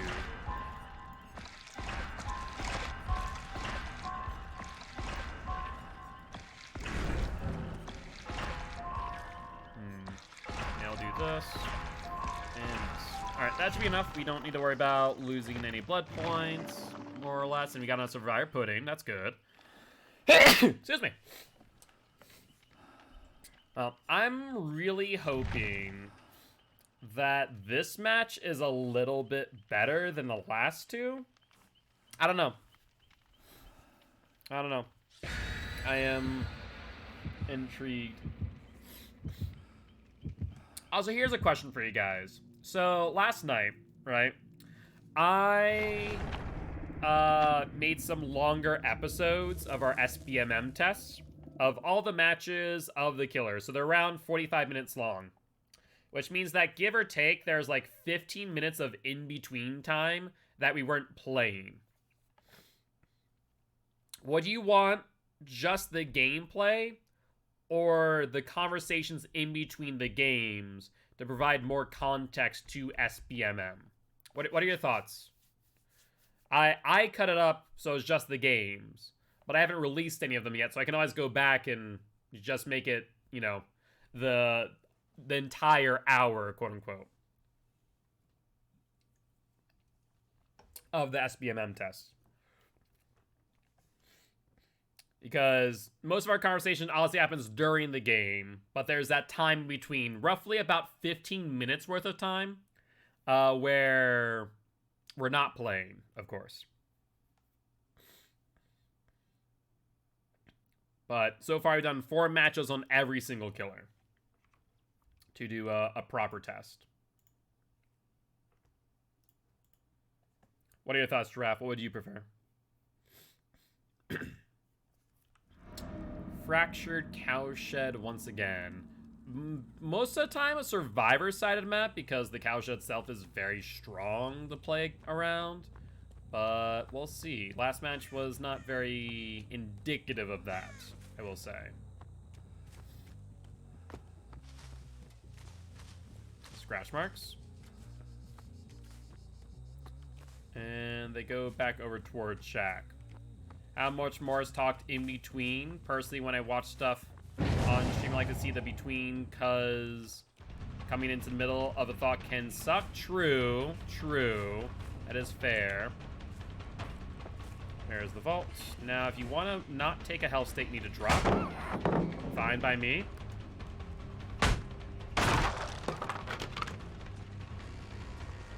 She goes long side. We'll join her. Yeah, I mean, like, there's obviously conversation that happens in between the matches. That's just a matter of fact. How much, though? I don't know. That's a good question.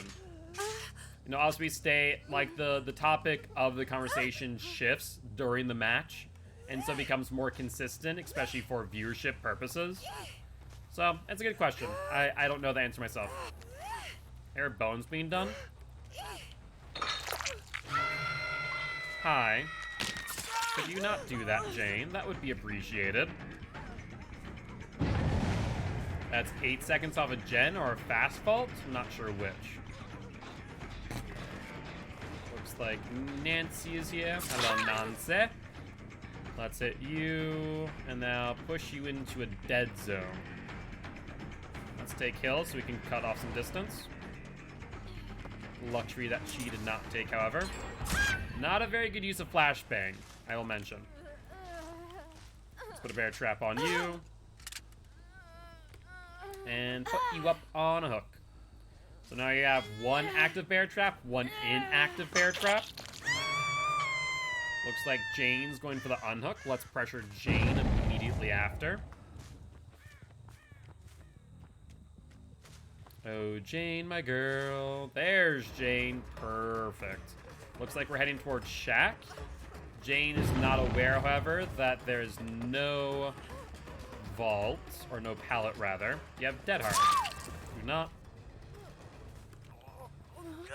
45 minutes feels like an average of a TV episode, so a full hour may seem like a lot for people, even though it isn't more. True.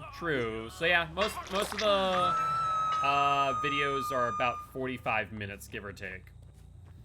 And there's 1 person on a gen. And wow, both bear traps are off already. Holy hell, that was quick. That was very quick. Of both these survivors. Hello? Game? What was that lag? That was so odd. I've never had that happen to me before. Like, I've had the game lag for the survivors, but I've never, like, jumped back like that. Happened to you so bad on the night? Vice, one of the members on Sample Text with me had that happen to him, where he went from Gen tapping ruin. That was really cute, Fangman. I have to admit, that was very cute. Where Vice was on Ironworks of Misery, and it teleported him from the ground back up to the 2nd story of Ironworks. And he was like, excuse me, what? New teleportation powers when? Jane's body blocking for someone who has not been on hook. Why? That doesn't make sense unless maybe you're trying to get, like, Metal Command stacks? That'd be my only thought process. Once again, we see survivors drop a pallet, but not play the pallet. That is a mistake. Does not make it to the T-wall, at least not the vault. Let's down you. Yeah, why would... Like, on one hand, I will admit that going for the body block, really good idea in theory. But Feng Min has not been on hook at all. So why body block for her when you can spread health states more evenly otherwise?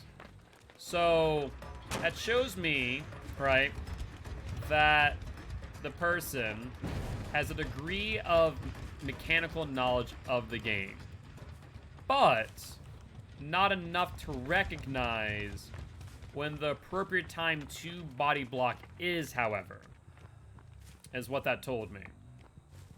Interesting. I did see the unhook in progress. We did lose Nancy. There's quick and quiet on Feng Min. Got no noise notification. Unfortunately, we can't go for the crouch hit on LT wall. We just need to go for the hit on the vault. Then try and track her through the corn. Looks like she's going to shack, but doesn't know that pallet is gone, however.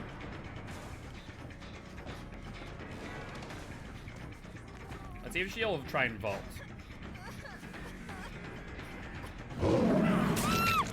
You didn't even bother to try and boop Feng Min. How unfortunate. Like, she just stopped dead in her tracks and like, well, I'm done here. I'm dead. Like, I was trying to get her to vault. I was gonna try and go for the grab, and she was like, I'm just gonna die. It's okay. I accept my fate. Which I respect. I respect the understanding what was gonna happen there. It is upsetting, however, that you didn't go for the vault when I wanted you to. Hello, Nancy. You are the one I was looking for. You go to the right, you do. So we'll chase you through the corn to this tile. You have a vault coming up? Yep. And she goes for the pallet.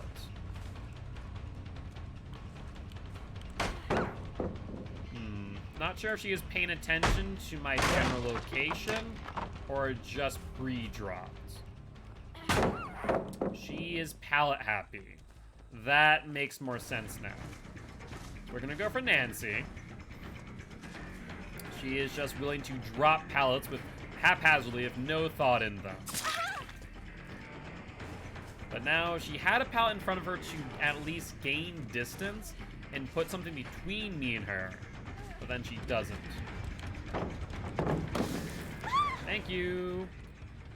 You know, sometimes just need to pick up your Nancys off them pallets. You know, leave them out to dry on the hook and all that. Alright, I see 1 and 2. Looks like Jane got her bear trap off her head. Let's go for this gem. There's Feng Min. Why? I know that you've been on a gen, which then tells me that you don't have DS. So though the quick and quiet for a second there did confuse me, don't get me wrong, the lack of seeing you around the corner simply meant that you were in the locker. So what was the thought process there behind that, unless maybe we have to check if at the end of the game she has head on? Would be my only thought process there. Odd. Attempted hit, no dice. She's going to shack now, which means that she'll take a hit at some point, but she can reuse that pallet too. Alright, sounds good, Giraffe. Thank you much for the heads up. I do appreciate it. Mid-vault. She's going long side, so she has one more time she can vault that, theoretically. But she wants it. Quick and quiet into a locker again. Interesting. Does she have head on? Like, we haven't seen it this entire game. And usually you see at least some attempts earlier on in the game to use head on. But if they're attempting head on and not executing it, it tells me that they are not horribly mechanically sound or savvy, right? I'm gonna go for a non-obsession here. Let's go for Claudia. But you having the audacity to jump back on that gen, I'm simply not gonna have, Figman. If you would have left the gen and waited for me to chase the Claudette, everything would have been fine. But you just had to do that. Lucky for you, I found the Claudette.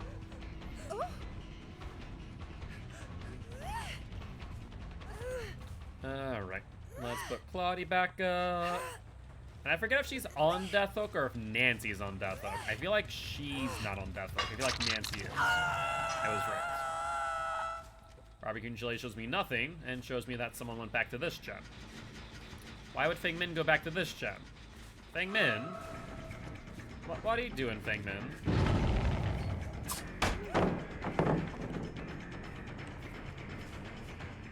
Alright, where are we heading off to?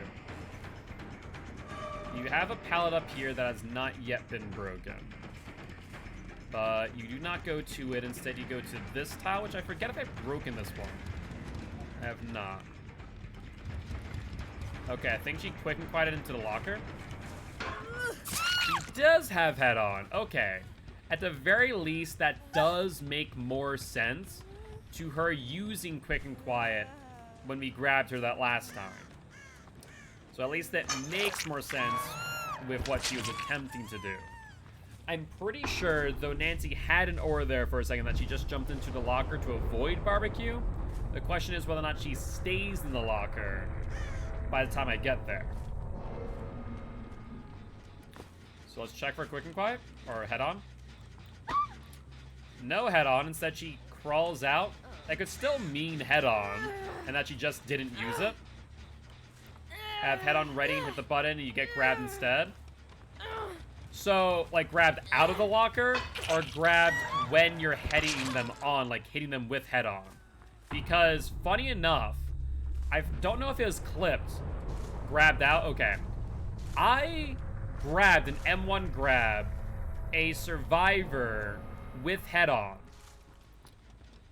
So, I need to figure out, I need to do testing. And figure out if that's something that I can learn to do against head-on in certain situations. I'd be intrigued. Like, if you can reasonably do it. But GG, well played to these survivors. SBMM still feels very off for Pig. Still feels really off.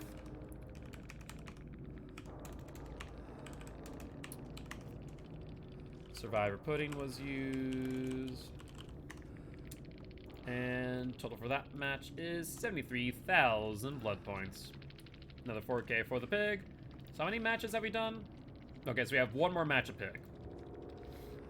Let me head on you. I mean, I want to test it. Like, I want to put it into customs at some point and, like, genuinely figure it out.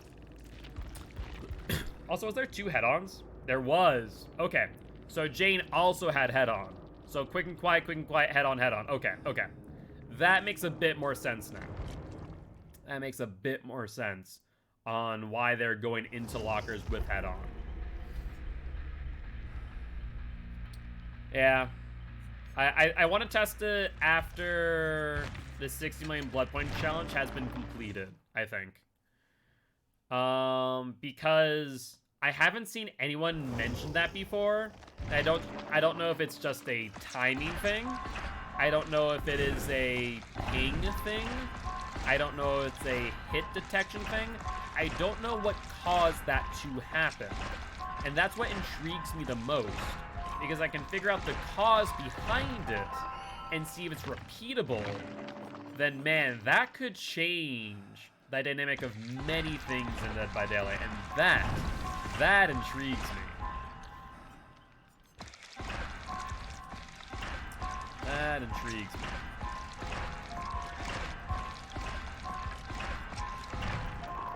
Because that would basically, like, behavior would have to patch something, I bet you. If that's something that can be reliably recreated. Like, imagine if I learned how to do that on a dime, and every time someone head-ons me, I grab them. Do you want to know how pissed off people would be? Kind of want to make it happen, though. If I can recreate it.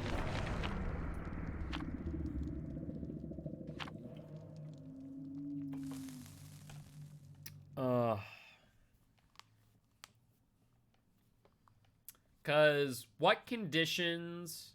So I guess the first thing to look at is what conditions do you need to meet in order to get a grab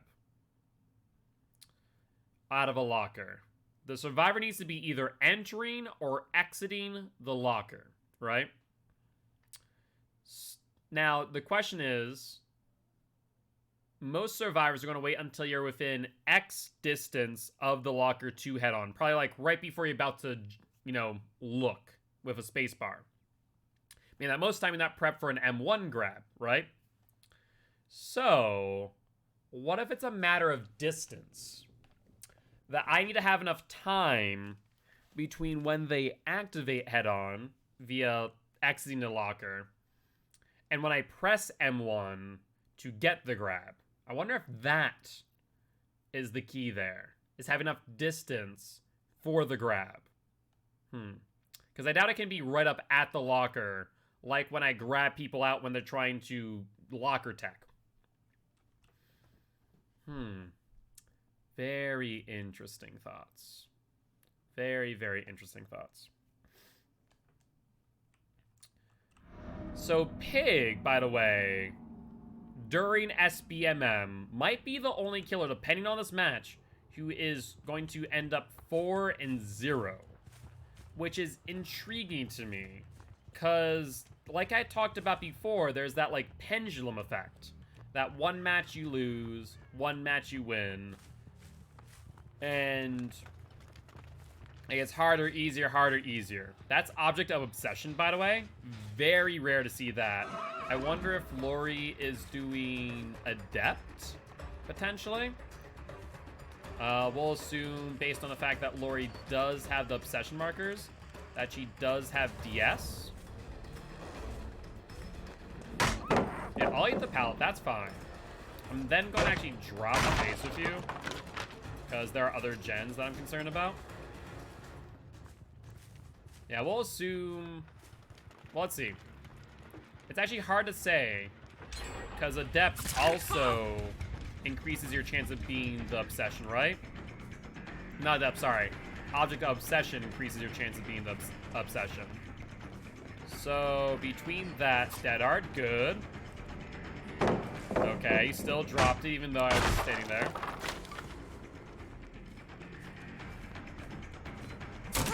Sorry, Dwight, I can track you without having any sight whatsoever, my friend. So I am curious of increase it, I think? Okay. Like, I had a thought, and then I had to pause for a second because of Dwight, and then I completely lost my thought. Like, completely lost it. But yeah, so I do believe that the reason why...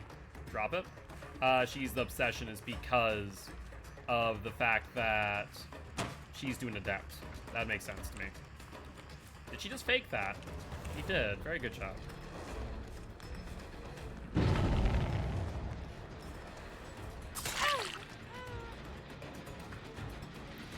Hi, Lori girl. So, I bet you that Lori is doing Adept. Yeah, it would seem she at least has Object. We know that much. But does she also have DS, for example? Finish another gen. They're making good time, I will say, on these generators. Which does make me think that they're at least a little bit more mechanically savvy. You see Dwight on that box? Let's pressure him off of it. Let's see if we can get to him in time before he's able to get it off his head. Oh, he did it. Remember that he does have Dead Hard. No Dead Hard was used, however. So not only is he dead on hook now, but he also has a timer on it. And the timer's probably pretty low down. At least give or take 45 seconds, I would argue. There's Kate. Kate seems to have some pretty good game awareness. We've seen her bait out a few different situations. That fall is so good for those survivors. They make up so much distance.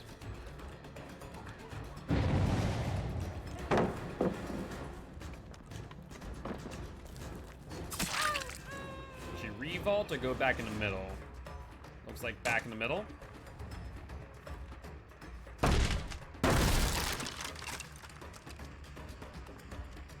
And upstairs. There goes Ruin. That was probably Dwight, which is funny. That was actually really good of her, I will say. Knowing how to get that flashlight angle and that drop down like that. Very good job.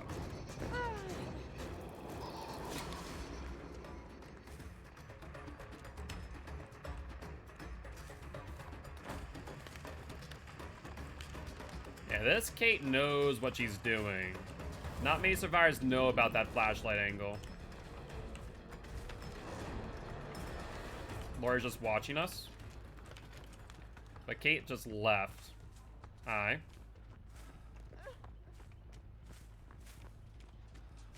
Yeah, that was good on Kate. That was a good move. There's Lori.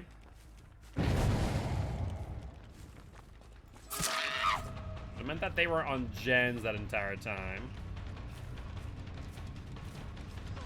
Sorry to say, Lori, though I do appreciate being your source of entertainment, does not mean I won't kill you nonetheless.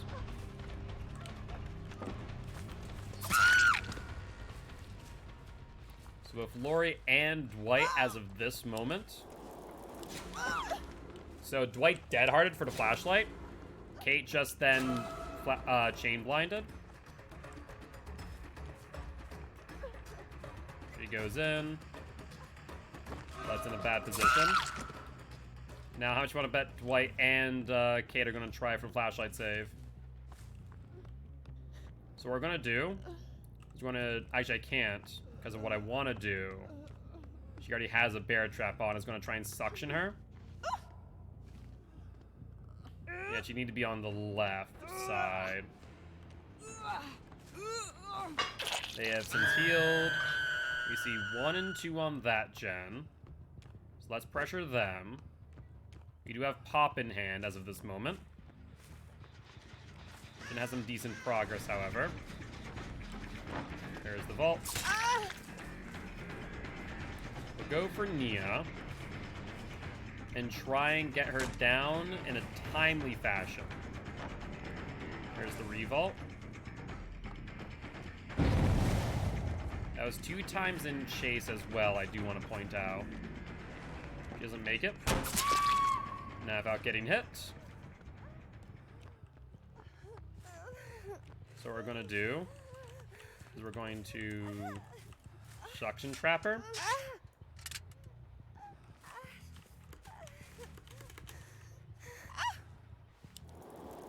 Really? You can get the angle from up top. That's actually pretty impressive. I did not realize you could get it from up top. I knew you could get it from down below. Up top, I did not know, however. Yep, she goes this way. So she's going to revault, but take a hit. Like, she knows good flashlight angles, but that's about it. Figure that she's going to use POV tricks. Dwight's nearby as well. You saw him earlier. That's 1 time in chase.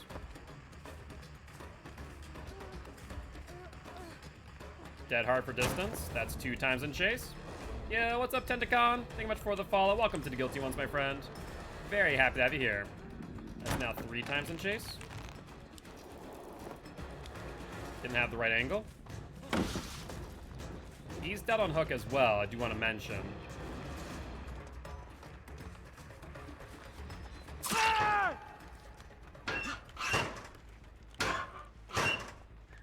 Or she could be in front of that locker, it doesn't help. Let's pick you up first off and foremost. Let's put you on hook, my dear. And let's go kill off White Boy. I see 2 people incoming. Yeah, I think not, you two. White Boy here is about to die, whether you like it or not. And he's not even struggling, he's given up. And if you guys play around too much, you guys will end up costing yourselves in the long run. Kate's over on this other side of the hill. You don't make it in time for the flashlight save. Let's kill you off as well, Lori. Like, I have to admit that out of every survivor here, both Dwight and Kate seem to know what they're doing the most. At least when it comes to flashlights. Their loops were okay at times. Not the strongest, not the weakest. They had some really good flashlight angles, however.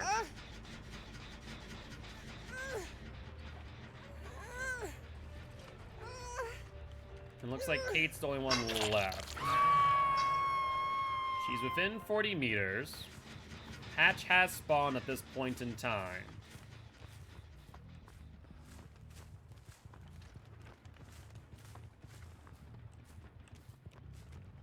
I think I heard footsteps in middle.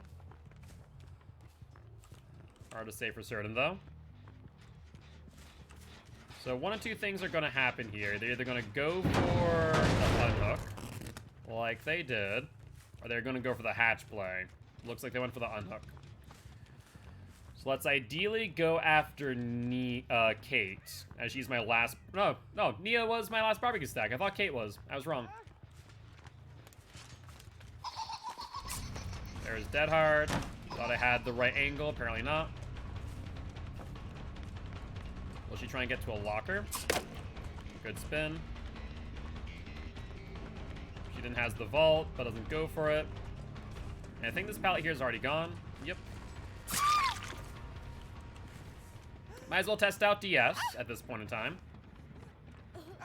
Yep, we'll get it. That is fine by me. And I heard footsteps go this way. Might as well go for you again. At the end of the day, I either get Kate or I get you. Doesn't really matter, my friend.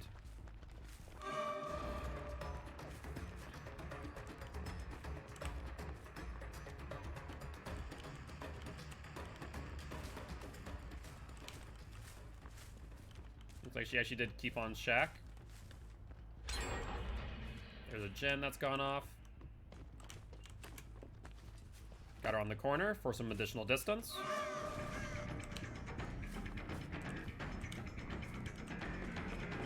We got a fake out there at the very least. We did get pallet early. My problem is that she keeps me busy for long enough. They could theoretically get the last gem.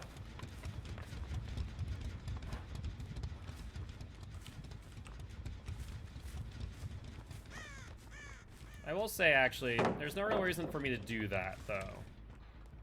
There's no reason for me to chase her at this moment in time when I have an injured Nia, or Kate here. Good, Dead Hard. You have a pallet, you do not. Let's get you down.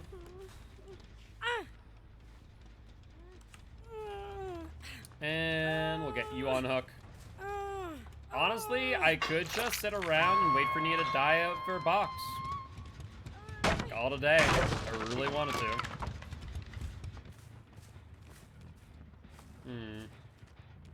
But will she go for the unhook instead? Oh, never mind.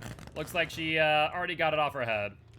That was very untimely. Looks like she went to that one and came over here, because we just saw her over this way.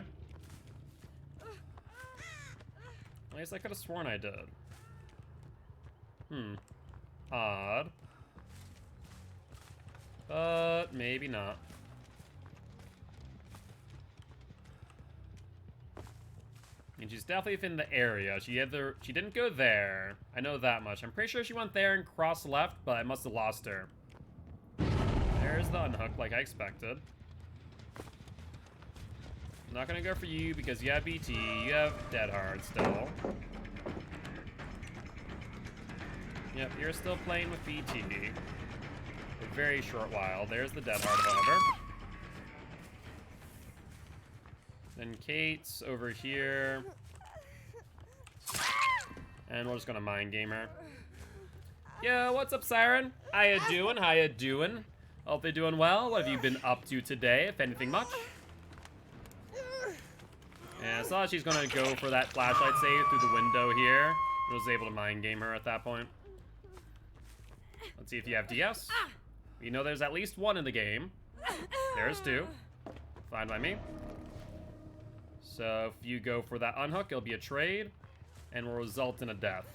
Just have a chill night. Hey, sounds good to me. She's vaulted. There's the Dead Hard and the down. Storms again, lost power briefly. Oof. That's never fun. Oh, it's not too bad. But that there will be the win. And so far during SBMM, Pig's the only killer to make it to 4 wins in a row. Interesting. But GG, well played to the survivors.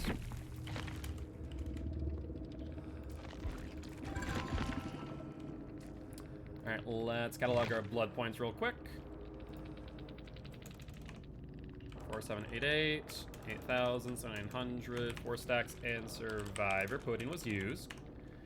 So we are looking at a total of 86,000 blood points. Not bad at all. And another win for the pig. I was pretty sure the last game was a 3K, not a 4. I did forget to put that in. Heavy rain, but just rain. That's good at least. That's good at least. Was there... how many DSs? There's 3 DSs that game. Fair enough. I'm curious on something.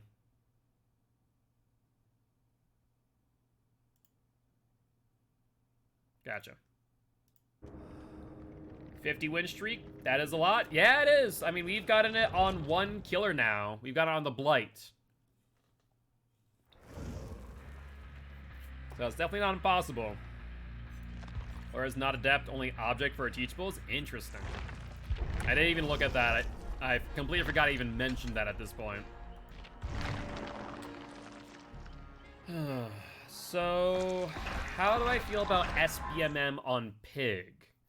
It didn't really feel like SBMM. I guess maybe on that last game, SBMM felt a little bit more difficult and more in the survivor's favor.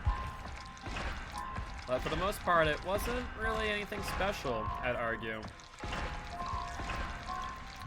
Object adrenaline fixated, and I've got the 4th. Probably a DS. I'm pretty sure, did I eat a DS off her? I don't know. Either ways. But yeah. So, are you playing Killer or Survivor lately, Freed Siren? No, no DS? Oh, really? Out of everyone, I expected to have her, have it on her. I'll be real. Okay, that's fine.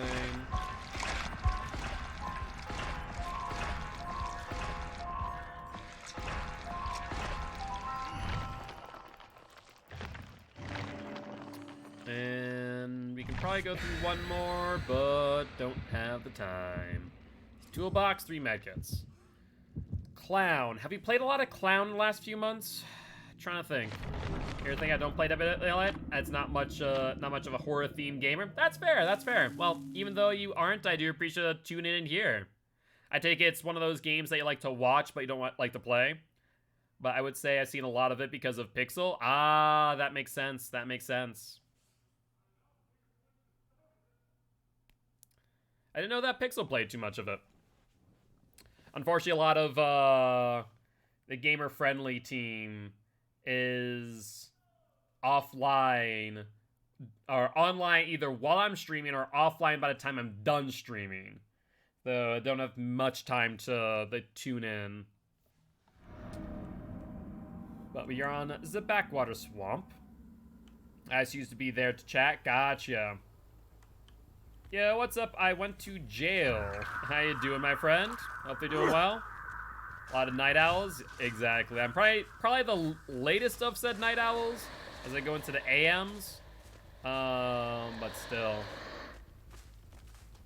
Hex go burr. Hex can do work. Alright, we see a survivor there. We have our invigoration bottle so we can make up distance quick. We have one more bottle. Unfortunately, we were a little bit late on that one. So we made up distance with invigoration. We didn't get some distance on the intoxication until just now. I am CST time zone. So Central US. We've gotten one gen. That had to be at least 2 people on that gen, based on the timing. Will you drop pallets? You do not. Do you have Dead Hard? There we go. When you see survivors greed pallets, you gotta ask yourself a question. Why? What do they think they're going to accomplish? And most times, it's a Dead Hard. 3 a.m. is usually my cutoff before I have to go wake up my partner for work. Ooh. Interesting. Was that a brand new part in that toolbox, I wonder? Because if there's 2 people there, it means there's 1 person there. And if that's the case, yeah. That was a brand new parts, I think. Alright, where do survivors go? There's Nia here. Let's hit the corner.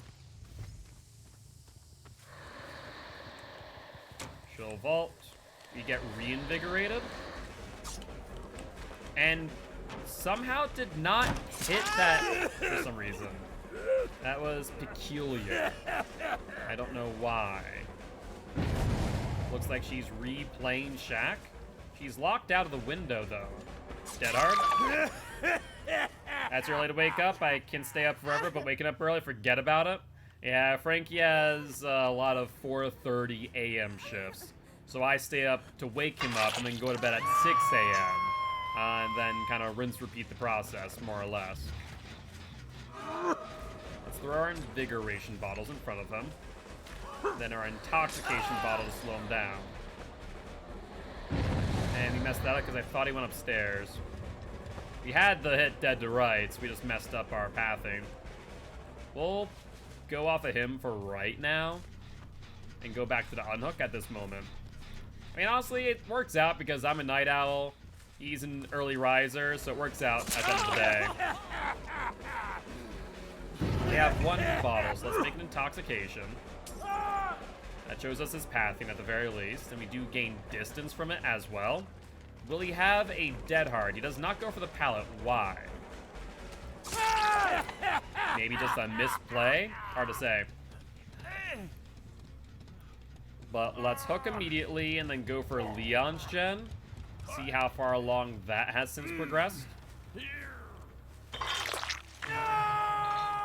see 1 and 2. We see the 3rd one on that gen in the back. Leon's here. The gen's not horribly well progressed. How long have I been playing DBD? As in, like, total amount of time spent playing? Or how long as in, since, you know, in comparison to, let's say, the beginning of the game or the game's creation and release? 2 very different answers, obviously. As far as, like, when the game came out, I started playing the game on day 1 on console, and have since moved to PC back in November.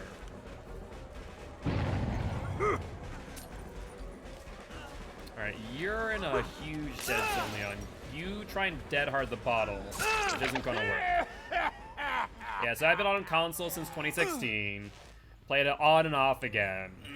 And then in November, I've been playing every single day since. And we're currently just past 1,500 hours. We're heading towards 1,600 not too long from now, more likely than not. Sounds like they're on this gen. And because of the way that I play and the way that I commentate, I decided I'd become a educational Dead by Daylight player. There's Leon. We'll get the hit. He's going to the Pale Rose, however. Let's instead pressure the unhook. They go to the platform. There's the Nia. So we're going to use our Invigoration bottle. We misplayed that, though, because I felt like she was going to play that differently. I thought she was going to go up to the platform. Instead, she went underneath. That was a really good play on her part. What would she do here, though? She dead hearts. She goes back through. And we do get the down. Feels like people have a hard time playing Killer than Survivor.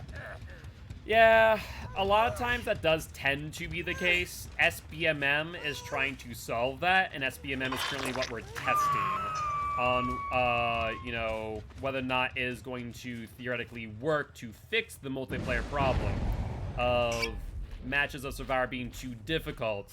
Because a lot of times, especially later at night, for example, survivors would find people like me with 1,500 hours and a lot of game knowledge and play against me when they had far less game experience and mechanical knowledge.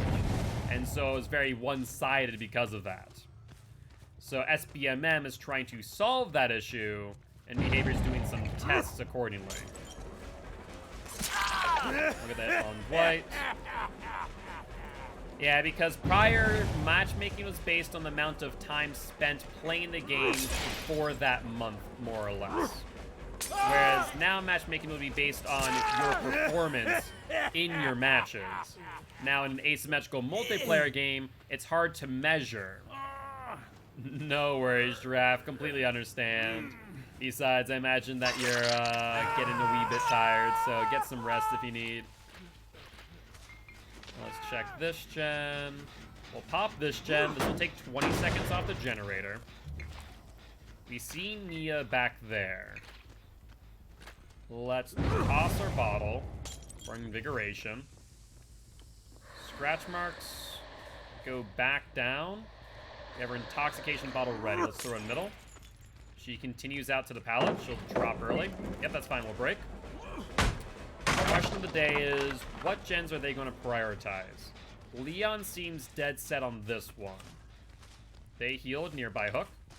There's Leon.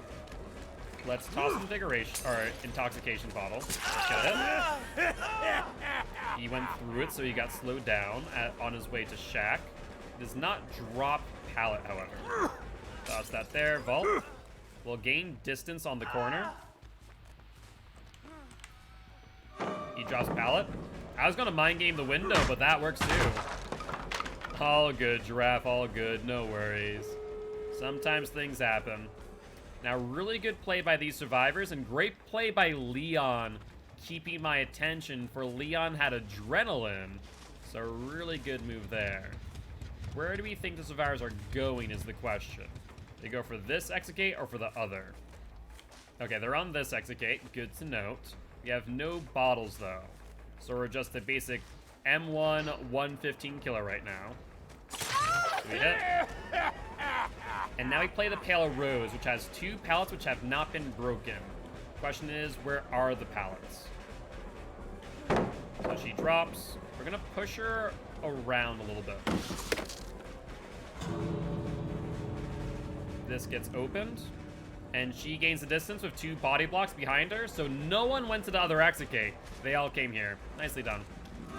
So SBMM on my clown seems a bit higher in comparison to my other killer, like Pig, for example.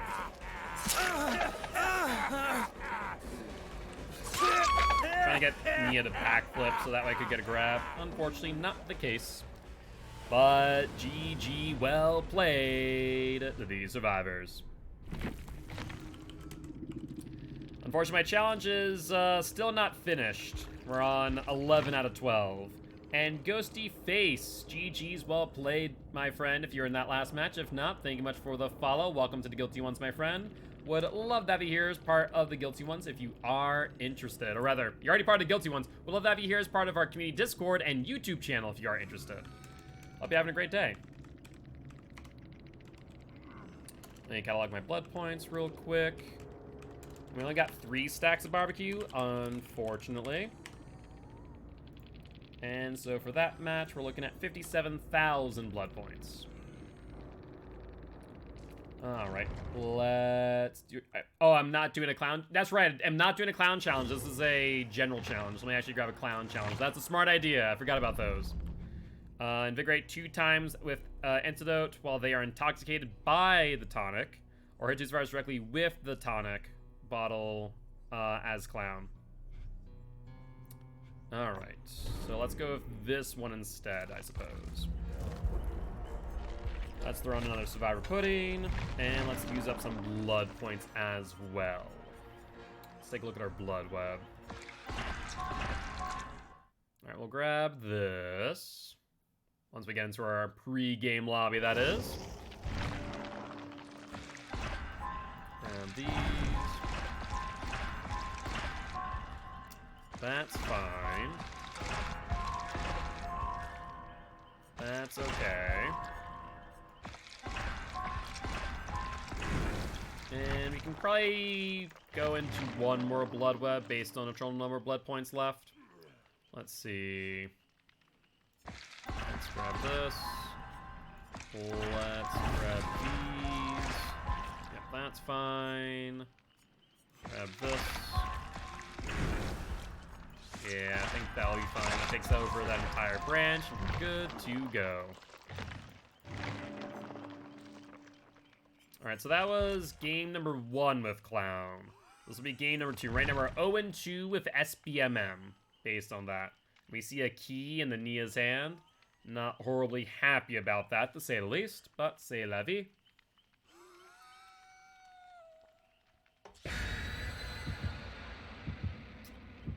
I do hope that behavior eventually figures out a way where it's easier to identify which Nia is which using PFPs. Sometimes I am able to track on like which Nia, for example, I've gone to first hook versus second hook, but not always. Sometimes I do mix it up, especially if their cosmetics are very similar. Which there is a little bit of an indicator, like each survivor was assigned a number next to them, so like survivor 1, 2, 3, and 4. And so that way, next to their name or something, it would be like, or over their head. Actually, no. Seems like they want to work towards that. I hope they do. I'm trying to think of how that would work, though. Yeah, I don't know. That's a good question, because you can't exactly like put a 1 above their head in game, right? That wouldn't really work. That's an interesting thought. Very interesting thought. Cosmetic PFPs? Yes, I would like that. But the next problem is what if there's a squad of Claudettes using all of the same cosmetic? It wouldn't really change much, right? You know, Swift teams would just do that, I suppose. If they really wanted to abuse that as well.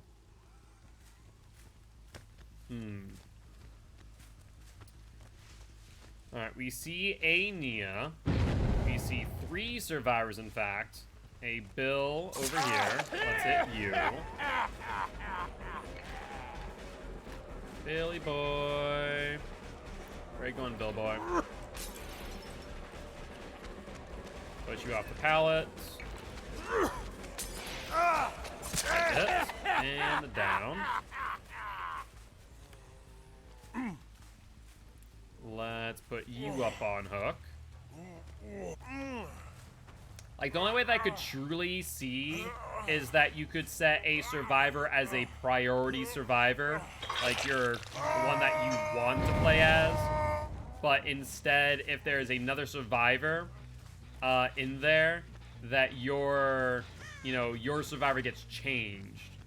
Now, you'd be able to still use your perks and all that, but at least the model will get changed for that match, just to make things more clear. That would make the most sense to me on how that would work. So there's never 2 survivors of this, never 2 of the same survivors in a match. Well, I could probably stop by, say hi, must head out. Hope you're having a great night. Thank you, I appreciate that, Saren. Good. I'm very happy that you're able to stop by as well. Look forward to having you in chat in the future. We did get around this corner. Unfortunately, we're not able to hit her with the intoxication. We do get the pallet out of her, however. So that's good news.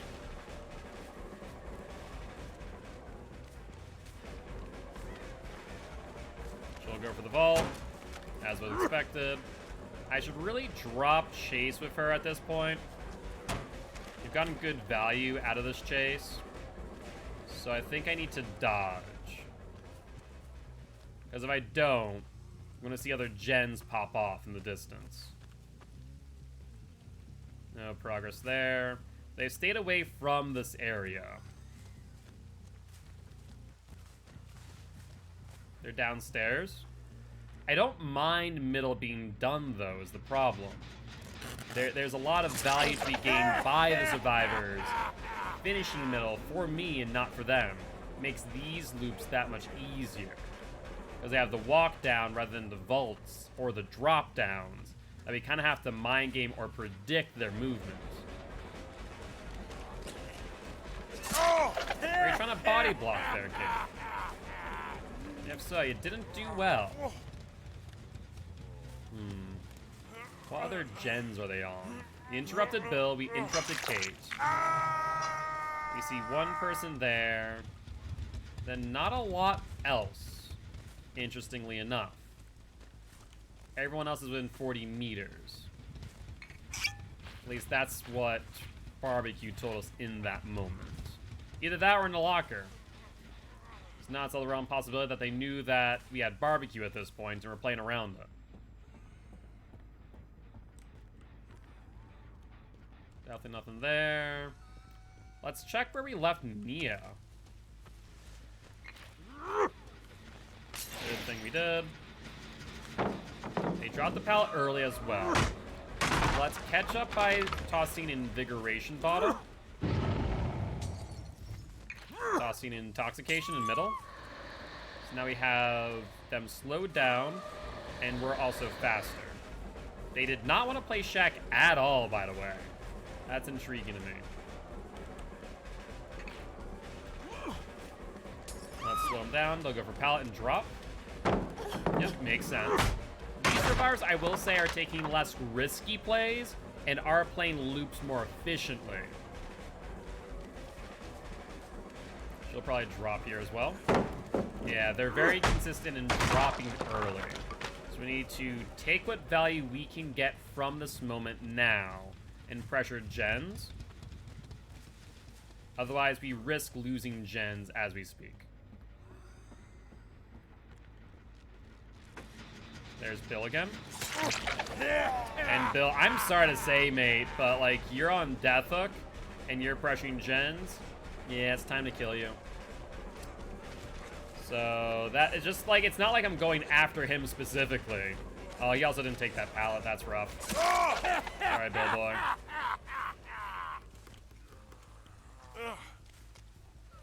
I hear Nia behind me. Let's pressure this gen and then go back down the middle.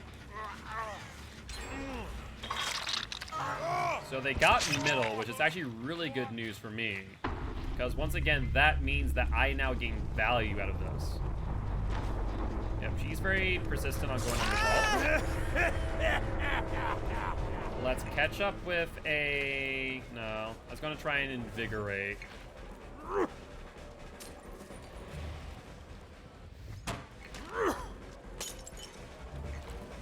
now we have to toss the invigoration bottle. Go vault. We toss the slowdown. And let's down you.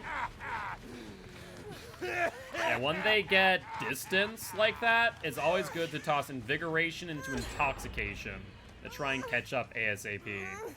I will note that there is a key in play, and so if we get one more kill, we will need to keep that in mind.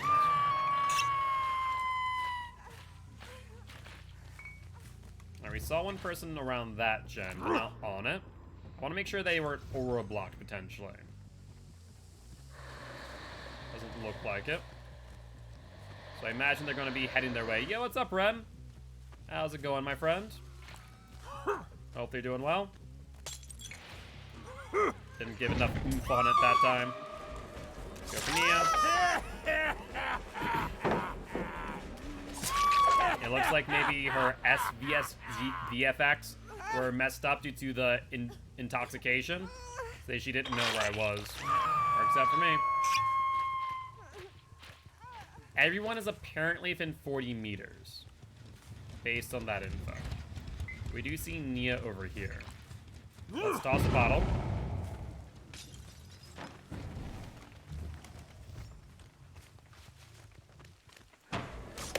I want to say faster vault speed, so potentially resilience and or spine chill. It would seem consistent with what I'm seeing. There's no pallet here, Nia. Sorry to say. Down you. Doing all right. Doing all right. Cannot complain. What have you been up to, Ren? Anything much? It's been 45 seconds, so it was a pretty good guess that if she had DS, that it was going to be deactivated by then. You have one person dead, one person on second hook, and one person on first hook. We see one person on that gen. And then one person that is within 40 meters of us once again. Let's toss an invigoration bottle. Let's try and catch up to Kate. Well, hold on one second. Yeah, the gen wasn't regressing. I heard it, just it wasn't. Playing to be friends tonight and watching Twitch. Very nice. Sounds like a relaxing day at the very least. Hopefully it has been. Now, one thing I will say is if they were able to get the gen and get the unhook, that they could have then probably gotten a 3-man out via hatch. But we're not going to allow that. So where'd the unhooker go? There's the case. That's what I wanted to see. Let's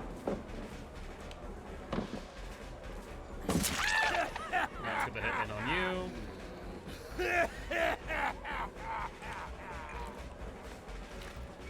You have dead hard. You do not. But you are laggy. I will say that. You're laggy, but no dead hard. I guess it's kind of a built-in dead hard in that moment. Holy hell. Alright, let's hook you. That'll be our 4th barbecue stack. And as long as they do not finish a gen, they cannot escape via hatch. Now we go for the Neo P.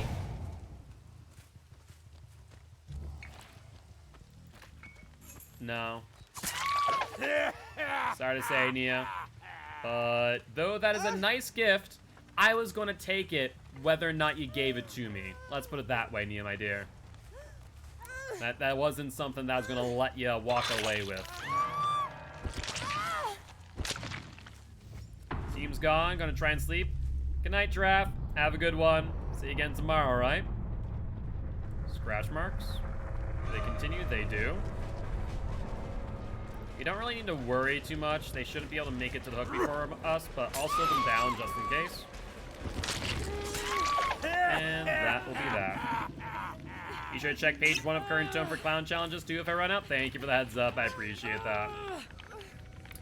Let's at least wait the 45 seconds of when we hooked Nia. That should be around 60-ish seconds for the potential DS of those who have the obsession markers. Yo, what's up, Slobby? How goes it? How you doing today, my friend? Hope you're doing well. And we should be good to go. So we are now 1-1 on Clown when it comes to SBMM. Not bad. The survivors definitely played well, but I would argue not as well as the prior survivors.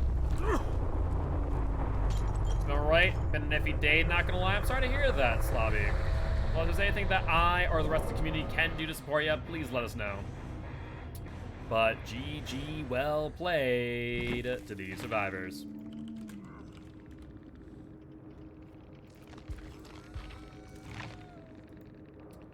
Alright, we're looking at 5600, 7109, 7323, and 7400 on 4 stacks with a survivor pudding. And 82,000 blood points, that match. And a win for the clown. Not bad at all. Anytime, Slobby, anytime. Any plans for the weekend coming up? Or just relaxing for the most part? Alright, let's go into our blood web. Use up a few of these blood points.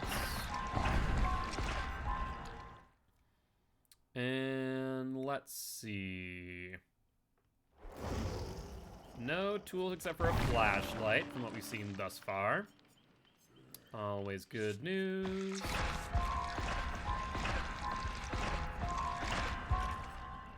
That's fine. Had a few plans during the weekend, but hopefully just going to be vibing at home. Fair enough, fair enough. Alright, we don't need to use any more blood points as of this moment. We have everything that we need. Should be good to go. Let's raid on up.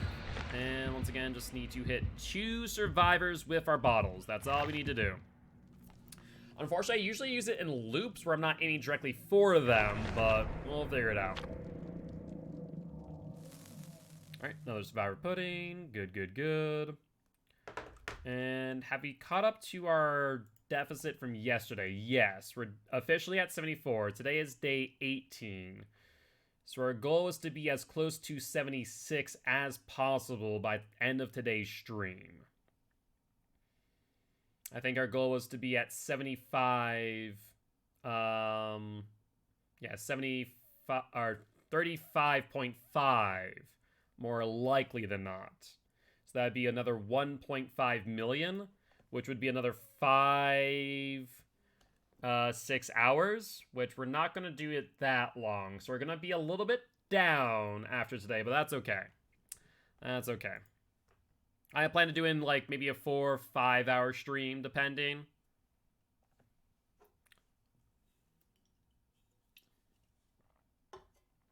Because I don't need to be up until 3 o'clock in the morning today if I don't want to be, as Frankie does not have work tomorrow. The good news is that Saturday, I do not have much going on, or rather, could probably do Sunday. No, Sunday we have the 6 p.m. match for 4-1 Locker. I don't think I'm going to stream that one since it's a tiebreaker match. We'll probably just have that ref normally. Alright, we see 2 survivors down there. We're going to toss in an invigoration bottle for distance. And let's toss another one, in fact. Hey, GG's Polarize. I appreciate you stopping by saying hi. You're the Nia? Or the Nia with the key or without the key? That is the real question. But there's the Fingman. Get the hit. She does drop the pallet. Will she blind me? Or attempt to, rather. But I am Mark, aka Giltspire. I'm an educational Dead by Daylight player, here to teach kills how to play killer, and survivors how to play against killer. Very happy to have you here. Would love to have you here as part of Guilty ones if you are interested. I was only green though. Gotcha. See, I was actually worried about it. I was worried that you were going to have that key if another gen had popped off. I know there's a head-on. I feel like there is. Based on what I'm seeing. That Dwight's in a locker there. I want to check. Hold up. None of that one. Or not Dwight, Felix. And that's why you want to be as aware as possible of your surroundings. I saw the Fingman go in. There was the Claudette on corner. Obviously, Fingman's no longer here. But I did not ever, during my chase with Claudette, see Felix leave. Very close on that flashlight save, I will say. They do get a gen. That must be the other Claudette who was by herself. And now we know Fingmin's nearby. Nope, never mind. Fingmin left. She's outside of 40 meters. Now self-carrying. Interesting. With Sloppy Butcher. So Sloppy Butcher extends your heal by 25%, increasing it from 16 seconds to 20 seconds. Self-care then additively gives you an additional 50%, bringing it from 20 seconds to 30 seconds. It is not a good idea to self-care through Sloppy Butcher. Interesting. I just noticed something. I don't know if any of you did as well. Our bottle went through the tire of the snowplow, interestingly enough. Huh, very curious. Anyway, just want to stop by, say hi, have a good stream. I appreciate that. And thank you much for the follow. Welcome to the Guilty Ones. Yeah, I understand everyone real keys, though it's a bit BS, sorry to stress you out. All good, I don't mind. At the end of the day, you know, it's something that I have to keep in mind, you know, if there is a key in the game, but it's not something that I'm too stressed about, so you're fine, my friend.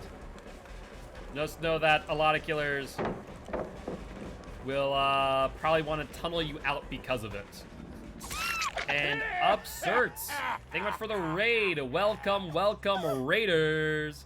I am Mark, aka Guiltspire. I'm an educational Dead by Daylight player. You can teach skills how to play killer and survivors how to play against killer. Very happy to have you here. Would love to have you all here as part of the Guilty Ones if you are interested. Well, welcome, welcome, welcome. Upserts, how's your stream today? Hopefully it went well. Are you playing Dead by Daylight? If so, are you playing killer, survivor, a little bit of both? And if you are playing Dead by Daylight in general, how you liking SBMM? Are you a fan of it? Are you not? What are your thoughts? It was good? Happy to hear that. Happy to hear that. Alright, we see Claudia over here. Let's toss the bottle. We'll get our hit on Claudia.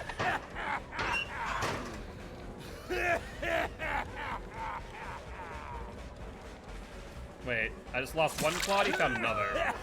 Oh well, we'll go for this one. You're a killer? Stream's going well, stream's going well. Right now testing out SBMM on every single killer. What we're doing is we're playing 4 matches. Roughly an hour of game time on every killer, back to back to back. And just kind of seeing, you know, if SBMM is actually working. And so far it seems okay for some killers, then really bad for others. And Shelby, thank you much for the shout out. I appreciate that. I thought all my mods were asleep at this point. Did Claudette leave? Sounds like she did. Yeah, she did. I was mind gaming myself there. I thought she went left, she went right. Good double back. Who's my main? I actually don't have a main since I'm an educational Dead by Daylight player. I play every single killer pretty much evenly. You can actually check out all my win streaks by doing !streak, not streaks, no plural. And, you know, seeing who I play and how well. And you base it on the streaks at least. Right now, our only killer that we have, a total of 50 wins in a row, is with Light. Good fault. There goes Ruin. That was Life? Oh, that makes sense. That makes a bit more sense. He goes up to God Palette. Without Ruin now, we need to prioritize Pop. He'll drop. Yep, there we go. And Jen back there. Chances are that was someone who was injured. Let's continue chase on Felix as of this moment. He's out in a dead zone now. He had lights and no dead hard. We're good in that regard. We do know that Feng Min has a flashlight, so we do need to be mindful of that. And Absurd, thank you much for the follow. Looks like Claudette attempted for the pallet drop, but did not work. Interestingly enough. I will also note that there was another Claudette nearby that was injured for some reason. Scratch marks to my left, and a Claudette behind that rock. Nope, that was a Feng Min. My mistake on that one. And Gaming Squadron, thank you much for the follow. Welcome, welcome, welcome.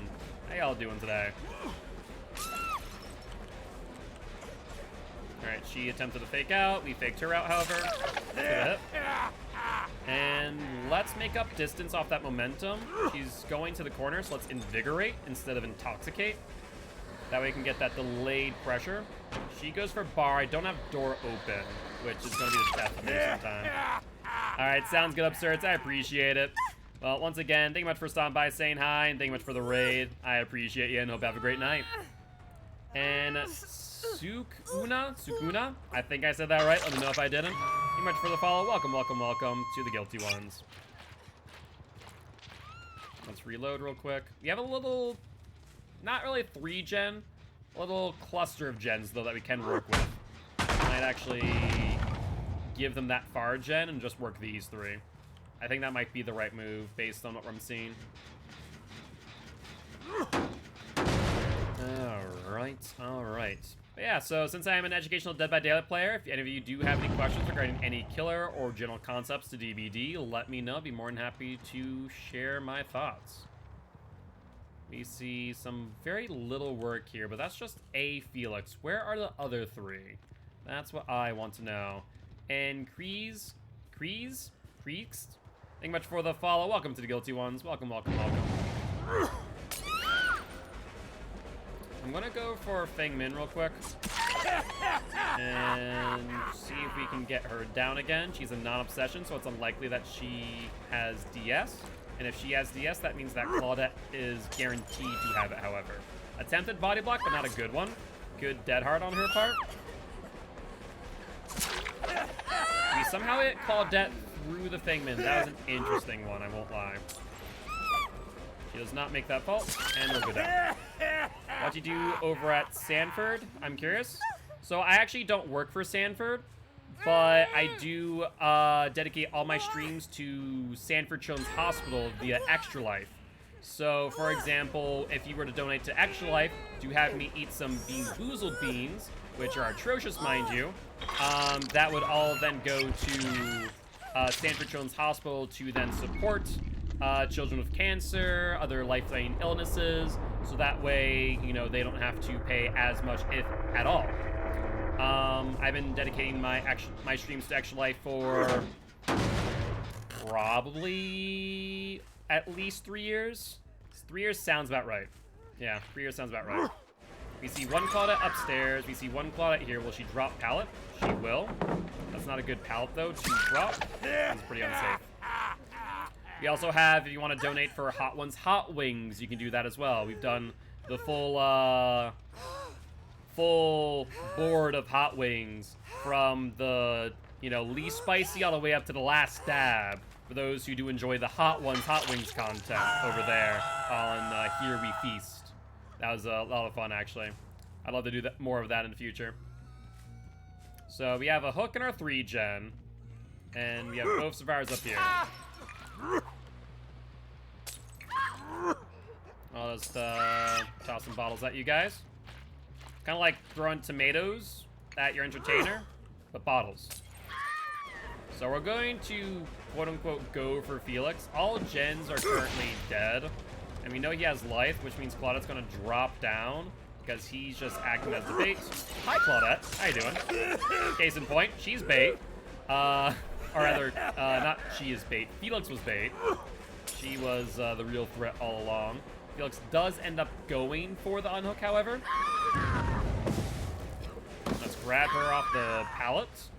Save me a little bit of time, and then, once again, just hooking our 3-gen. And they move from one person on hook to another person. Works on my favorite. They are healing, however. I'd like to interrupt that. Sloppy Butcher, if you have no additional ways to increase your healing speed, makes it so that a heal by another survivor is roughly 20 seconds. You see Claudette. Where's Felix, however? I would like to go for him, since that way I don't need to worry about a DS. We'll get the hook. We see Claudette going for the unhook as we speak. Let's reload. Kind of box them out a bit. Claudette's going for it right now. Let's interrupt.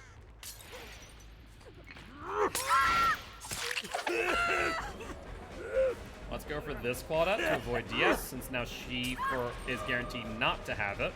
She has a pallet on her right, and then a vault coming up. Let's grab her. Trying to do some locker tech. Not about that, though, my friend.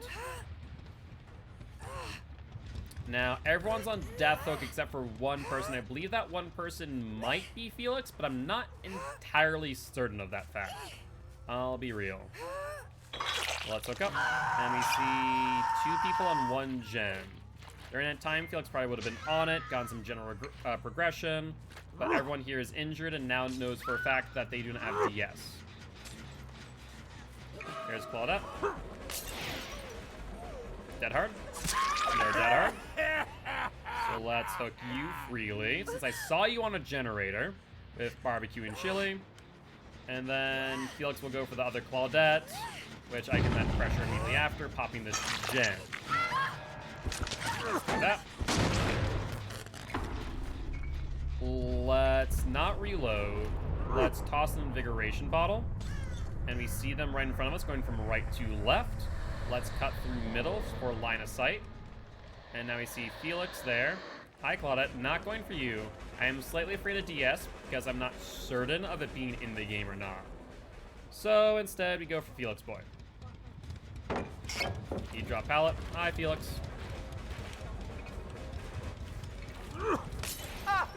Let's break pallet. When he hits life, he's going to still be slowed down. And Christy, thank you much for the follow. Welcome to the Guilty Ones, my friend. Very happy to have you here. Welcome, welcome, welcome. There's another intoxication. He'll go to pallet. Let's mind game. He pre-dropped. Good on him. Let's toss another bottle. He'll get the vault, but doesn't matter too much. Looks like he played the inside. He has another pallet coming up. And we'll go for the down. Anytime, anytime. Yeah, we are live every single day, Monday, Tuesday, Wednesday, 5 p.m. CST to 3 a.m. CST. And Thursday, Friday, Saturday, Sunday, 9 p.m. CST to around between 1 and 2 p.m. CST, depending on how I'm feeling. Kind of, you know, depends on how long I want to stream that day. Today's feeling like a 1 p.m. CST, but we'll see. We'll see. I want to, at the very least, get through some matches of the Clown. Do you know where Hatch is? Did you find it? Nope, you did not. You did not. You're just vaulting out of a locker for some ungodly reason. And now you're gonna try and find it while in chase. Sounds like a plan to me, Claudia girl. Let's see what you can do. She doubles back on herself? No, she didn't double back. She's in a locker. Yep. I want him to stay just far enough away for the head-on and kind of bait it out just in case. But with that being said, that will be the match. And I believe now that means that Clown is 2-1. Yeah, we have lost one match of Clown, and we have won 2 matches of Clown during SBMM. For those who don't know what SBMM is, it's stat-based matchmaking. Behavior, the creators of Dead by Daylight are currently testing SBMM. But GG, well played to the survivors. Did we get our challenge? We did, awesome. Very happy to see that. Get some extra blood points. Love to see it. We used a survivor pudding. And for those wondering why I'm keeping track of all my blood points, we're currently doing what's known as the 60 million blood point challenge. We're trying to get 60 million blood points in under 30 days. This was a challenge created by Scary Drop Bear, another Dead by Daylight content creator and Twitch streamer. And they basically sent out that challenge to the rest of the community and said, hey, I did this, let's see if you can too. And so I took on that challenge and said, yep, I can definitely do this, no problem. So we're doing that for this month. We're currently on day number 18, and we're a little bit behind where we want to be, arguably, but we're still in striking distance of our goal for right now. So very excited about that. Let's grab that. We need to go through a few blood webs just to use up some of these blood points so we don't max out accidentally.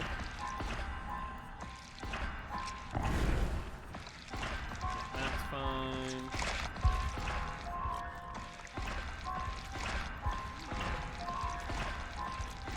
Perfect. And we should be more or less good on our blood points, but let's go into one more just in case.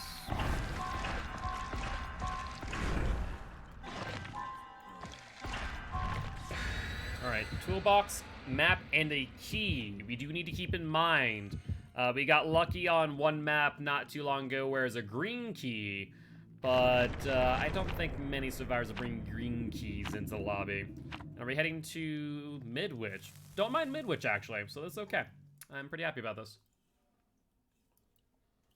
Let's see how they play Midwich. So since we're currently 2-1, the majority of our matches, with the exception of Pig, after 4 matches, were pretty even. Some matches we ended up 3-1, but only Pig so far has been a 4-0 blowout, which does intrigue me. To be fair, we haven't played a lot of Pig in the last 3 months, which we think is roughly the range of time that they collected data for this test of SBMM. Clown, on the other hand, we seem to have gotten more difficult matches, but not like as difficult as, let's say, Freddy Krueger, the Nightmare, where we got some competitive level teams we went up against, which was pretty fun, honestly. I don't know if anyone else is also playing Dead by Daylight, but I don't know. I'm having a lot of fun with SBMM right now. It has been a good time, in my opinion. Midwich. Is the door behind me closed or not? Let's check. And do apologize if you hear some car sounds outside. My AC is broken, and because of that, I currently have the window open. Otherwise, it'd be like a sweltering 80 degrees in the stream room. And I don't want to be sweating. Not in that way, at least. Your killer in SBM usually makes me sad. So I guess the question is, why does SBMM make you sad? SBMM as a newer killer should be a good thing for you, right? That way you are only playing against survivors that are around your skill level. You got the terrible lobbies. Were they too difficult? Rank 20 against rank 8s. So keep in mind that that was the last SBMM that you're referring to, if SBMM was enabled at that time. Right? So that's one thing I do want to mention. Because that one was kind of odd. So how the last test of SBMM went was that they made it as if everyone was a new player and just gained data from that, more or less. Which was good for data collection, yes, but terrible for actual newer players like yourself. Because, of course, that meant that you were going as a new player up against completely, you know, random people who were much more knowledgeable about the game. So, this current SBMM, which has collected data over the last 3 months, give or take, would say, oh, hey, this person's a newer player, and because of that, your matches right now, if you're currently playing during SBMM, should be a lot more tolerable accordingly. Should be being the key word. They've taken data from the last 3 months, and keep in mind, as a killer, your SBMM is completely dependent on the killer that you're playing in that moment. It is not dependent on your overall play. Yeah, no, absolutely, I would highly recommend it. See what it's like for you. And whatever data that, you know, you collect, more or less, for behavioral definitely will, you know, be put to good use. Alright, Claudette was back here. Hi, Claudie girl. Do you have calm spirit? You didn't leave. You self-cared, so I know you don't have decisive strike. But of course, you probably don't think that I know that. You're just like, well, I self-cared. I know I don't have DS, but he doesn't know, but I do know, so sorry, Claudie. There's White. Are you gonna insta-unhook? You are. Which, unless she takes the BT hit, which she does, really good job on that. She would have ended up, or Dwight would have ended up trading. First gen. I want to see if he was camping the vault. He was not. He does pre-drop a lot, though, and this gives me time to reload.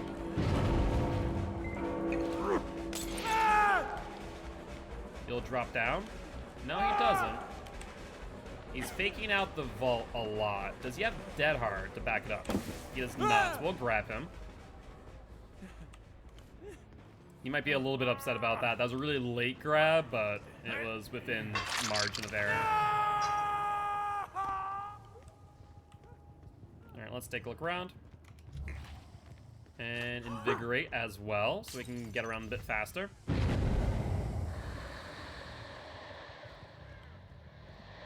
Alright, we'll let them get the unhook for a second, then we'll go back. Let's switch back to invigoration. Oh, we see scratch marks going this way. They're not fresh yet. They stop abruptly. There's only one or two things. They either went into this locker, or they crouched around the corner. Well, hard to say. We'll leave. Best for me not to get too invested in the search and instead crushing gens. We hear a Claudette here. Ooh, she was on that. I wasn't expecting that, Claudette. I'll be real. But down you go nonetheless. This match so far, genuinely enough, feels worse than the ones prior. I'll be real here. This one does not feel like, at least that Claudette, as a good example, should be in this match with me. Though, we do need to keep in mind that if a team is a Swift, for example, that they are always going to pair based on the highest SPMM, which in this case I'd argue that the lowest would have probably been Claudette based on what I've seen. Hard to say as we haven't really chased many people right now. Pre-drops? Wait. Okay, he P-dropped, but on the wrong side. That was peculiar. So, we haven't really seen Jill too much, have we? Oh, we did see her. We actually chased her. Peculiar. And I don't remember what my thoughts were on Jill, whether or not they were... I felt she was good or mediocre. But right now I can tell you... that is... Oh, we just heard someone drop down. Pretty sure it's the Dwight.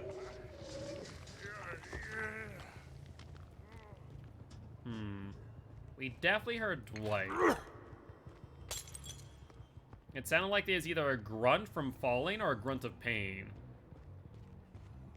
May have been a grunt of pain after all. Well, we'll leave the area. We'll continue to patrol. There's Bill's unhook. We're at middle now. Let's grab this invigoration. And where is your unhooker, Bill? There, I see. On that, there's Dwight. He goes back out to middle, which is a pretty good dead zone for me. Let's catch him with an intoxication bottle. And then let's follow it up with... No, we can actually move back to intoxication here. He's gonna push around, intoxicate him again. He baits out the dead hard and the down. I was gonna say he's gonna bait out the vault, which he did, but then I wasn't sure about the dead hard. I don't think I saw his dead hard last time we chased him. Either that and I did during the intoxication, which means the dead hard was shorter. Hard to say. But either ways, looks like they hunted down Ruin, which is fine and all, but with one person dead and multiple people close to Death Hook, they're in a wee bit of trouble, I will say. We hear that this gen has some progress. Let's listen for a drop down. There's Bill. He drops down immediately. He has a pal to use. Or rather, it's already down, to be exact. Since we know that he touched a gen, it means that he doesn't have DS. Not to mention, it's been at least, what would it be, 34 seconds based on our pop timer. Dwight wanted to take a BT hit, and he's going to regret that decision. Because I wasn't going to give it to him.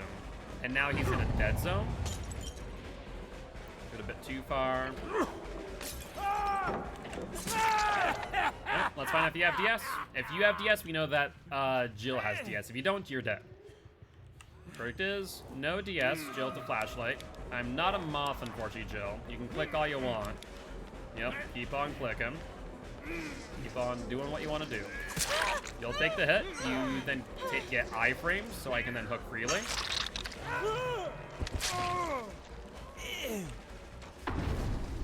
Two vaults there. Let's toss the bottle in. Two vaults again. Dead hard. Good distance. Flashlight. Too bad for her. I can track while blind. She'll make the vault. That's fine. We can reload here. I was expecting her to try and revolt, but didn't work. I was kind of going for that grab, I won't lie. Alright, let's hook you here and then try and find Billboy. We see Billboy on barbecue. No. You have to assume, however, that he was on a gen, and if he is and he's not smart, he'll pop it. Jill's performance, much like Dwight's and Claudette's, was a little bit unimpressive. So I think that my SBMM this match was off in some way. Now, Bill was most certainly on that generator. I'm gonna put that there just in case. I dropped down thinking that he may have dropped down early, but he healed somewhere and I don't know where. There's the not the unhook. There's the vault down for the unhook. Let's invigorate ourselves. We have no more bottles, however, to try and get Bill. Very good. He has a window vault that he does take. That is 1 time in chase. He vaults again. That's 2 times in chase. That's 3 times in chase. That window is now blocked off. We're going to take control of the pallet, which he should do with killers like Wraith or Clown, for example. And we're going to reload and then down him that way, but he fell off the tile, which was going to result in a very easy down. Yo, what's up, King? How goes it? How goes it? How you doing today? Hope you're doing well. Sad to see McLean go? Wait, what do you mean sad to see McLean go? This is news to me. I have not seen much on the interwebs about this. But what exactly has happened? Is leaving DVD interesting? For like newer projects, or like what's the reasoning? I imagine they have some form of reasoning. Other prospects? Makes sense. I mean, at the end of the day, though I can agree, definitely sad to see someone go. Honestly, not too bothered. The game has gone a long, long way from once it was. So, you know, I think that the game will move on. But honestly, I'm sure that the lack of McLean will definitely be felt in that regard. Where's Hatch? We found scratch marks of Jill's. Still no idea where Hatch is, though. Is it in the bathroom? No. Oh, it is in bathroom. I've never seen it spawn here. I'll be real. MMR's been strange. But GG, well played to these survivors. So, MMR has been strange. We have been running a test. We've been doing a full hour of every killer, which is roughly 4 matches. Just to kind of test out SBMM and see how it works as we win or lose matches, right? And so, a lot of the games, what happens is that we win a match pretty handily, and then we lose a match, and then we win a match and we lose a match. And there are some killers like Clown, where you lost a match, then we won 2 matches, and then this match was like easier than the last 2. It wasn't impressive what the survivors are bringing to the table. And because of that, then there's Freddy, for example. Did you hear about? Yeah, so King was just actually saying that, Slavy. We were just having that conversation, as I actually did not hear about that. Which, like I said, to King, I'm not too worried about it. I imagine that some of the community might be freaking out, like, oh my god, McLean's leaving. I feel like a lot of people probably will overblow it, because the company has grown to some degree more. Was in Otofu stream too? Ah, fair enough, fair enough. Was Otofu talking about it, I take it? I imagine. Now, I will say... Actually, I'm going to take off Tinker on you. I'm going to put on Sloppy. Yes. I follow his Twitter. Gotcha. That makes sense. That makes sense. But yeah, SBMM has been interesting for me. He announced it on a stream earlier. Gotcha. But I do love Otofu. I actually played a match against Otofu. I think 2. I have a recording on my YouTube I played a nurse match against them. That was a fun one. I did has fun. I need to go into my blood up real quick. Holy hell. I almost forgot about that.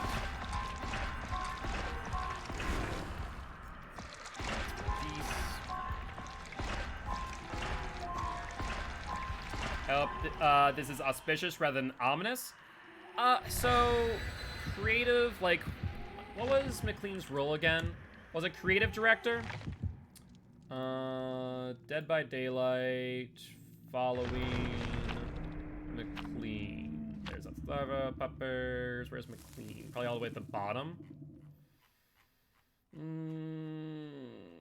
David, behavior, John.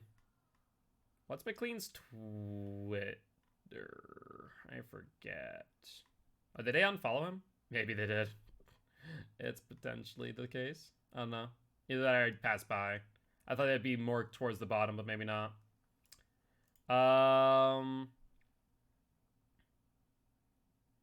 So, can you remind me? Facts, I imagine he's wanting to work on other projects. Yeah. I mean, Death Garden was the next project, right? But Death Garden gone. He made Blight. So was he a creative director? Or like, what was his role? McLean. Behavior. There's McLean. Former gameplay programmer. Oh, just a gameplay programmer. Why do I feel like McLean? I've heard the name come up so much. I felt like he was a creative director. And not like, just a programmer. Fair enough. But he made Blight, gotcha.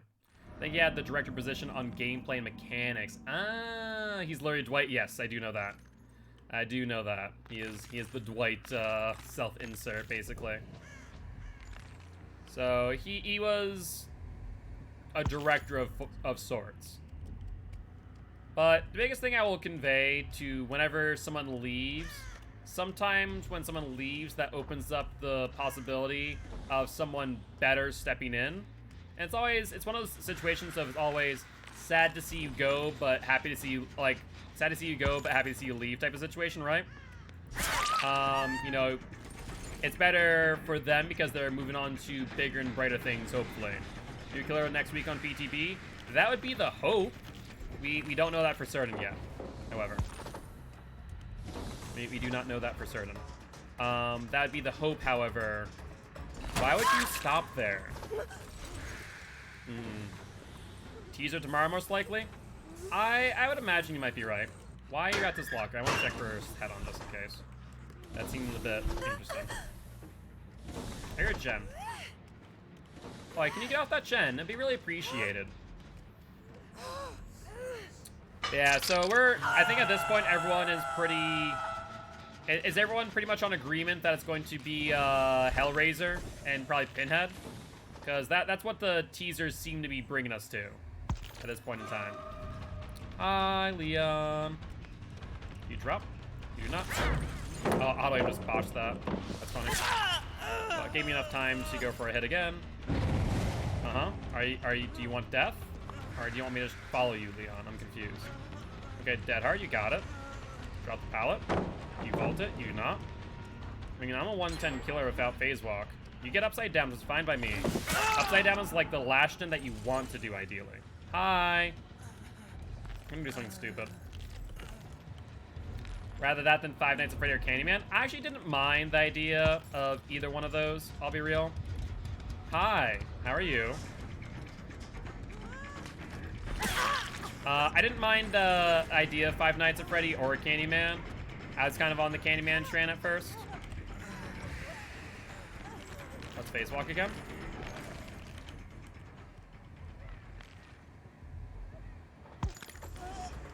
And let's down you. But yeah, so Hellraiser is gonna be interesting. The biggest thing is that I feel like a lot of people don't know what Hellraiser is. I feel like Hellraiser, though iconic to many of those who are like old horror buffs, to many, Hellraiser is like a long forgotten thing, right? It's old at this point. So I'm curious on that fact, what the inspiration was for going with Hellraiser, if there was any specific reasoning.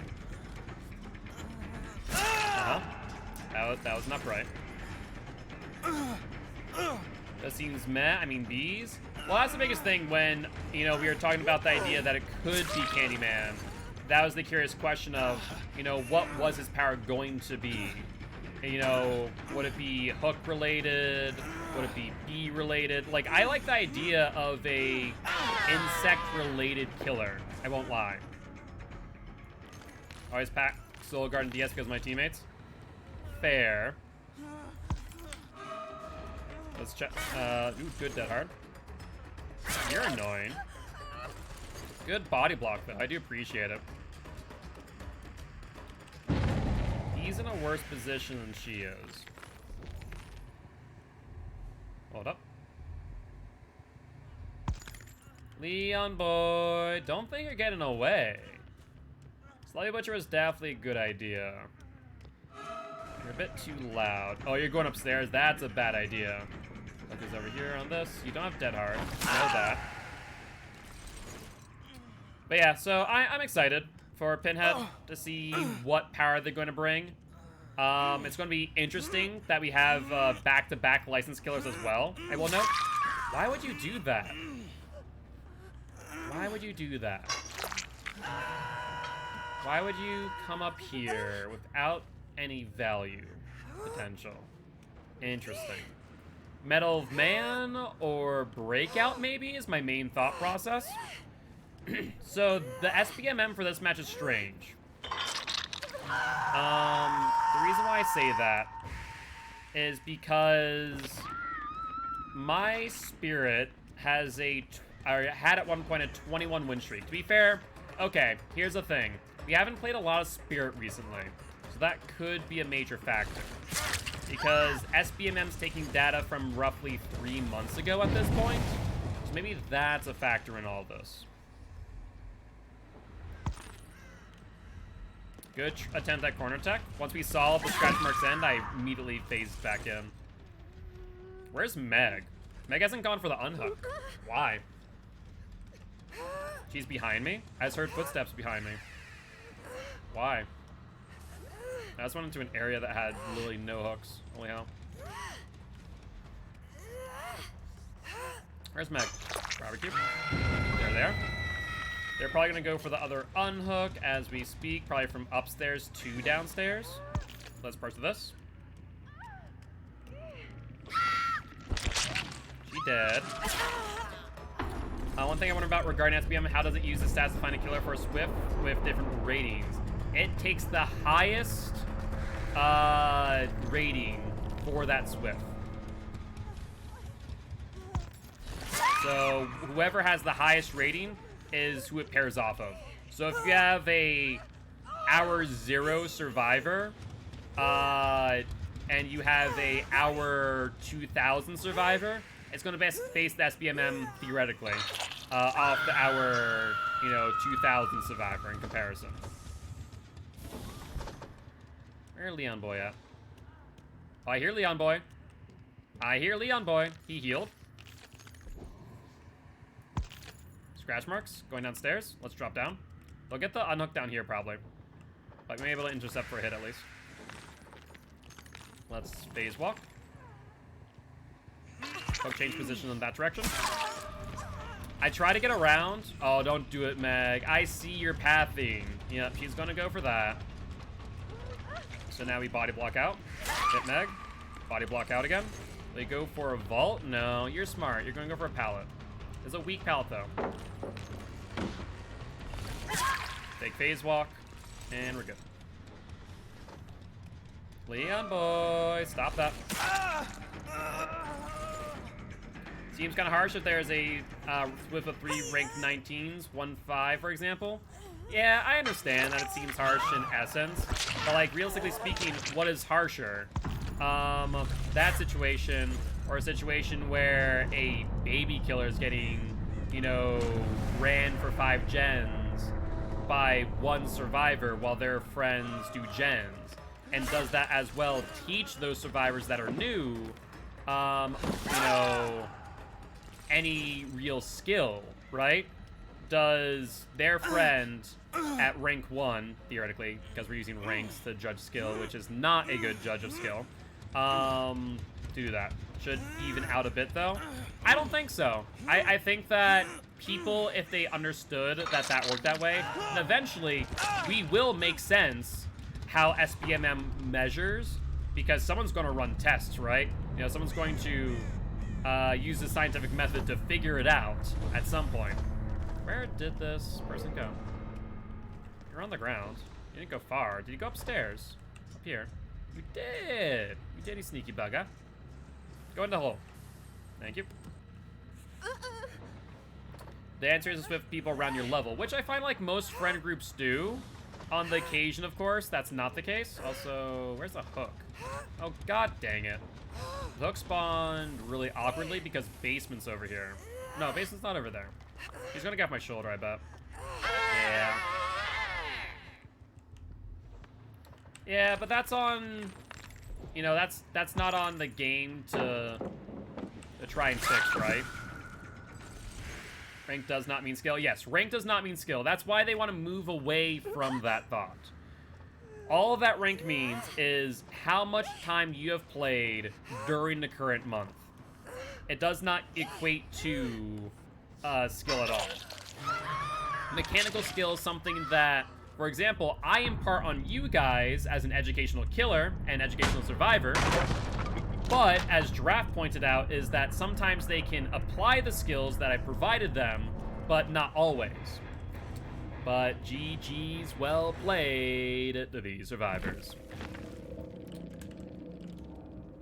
So rank will still be a thing, but rank, much like it is now during the current SBMM test, will only be something that you see, not something that everyone else sees. Rank will be a way to reward you for playing a lot during a month, or rather playing enough to get to rank 1, for example. So a good example of this would be, if you get to rank 1, you might get 500,000 blood points. I don't know what the exact total is going to be, but that's the idea. You play awful all month, you're not gonna rank up? Correct. You're not gonna rank up if you play awful.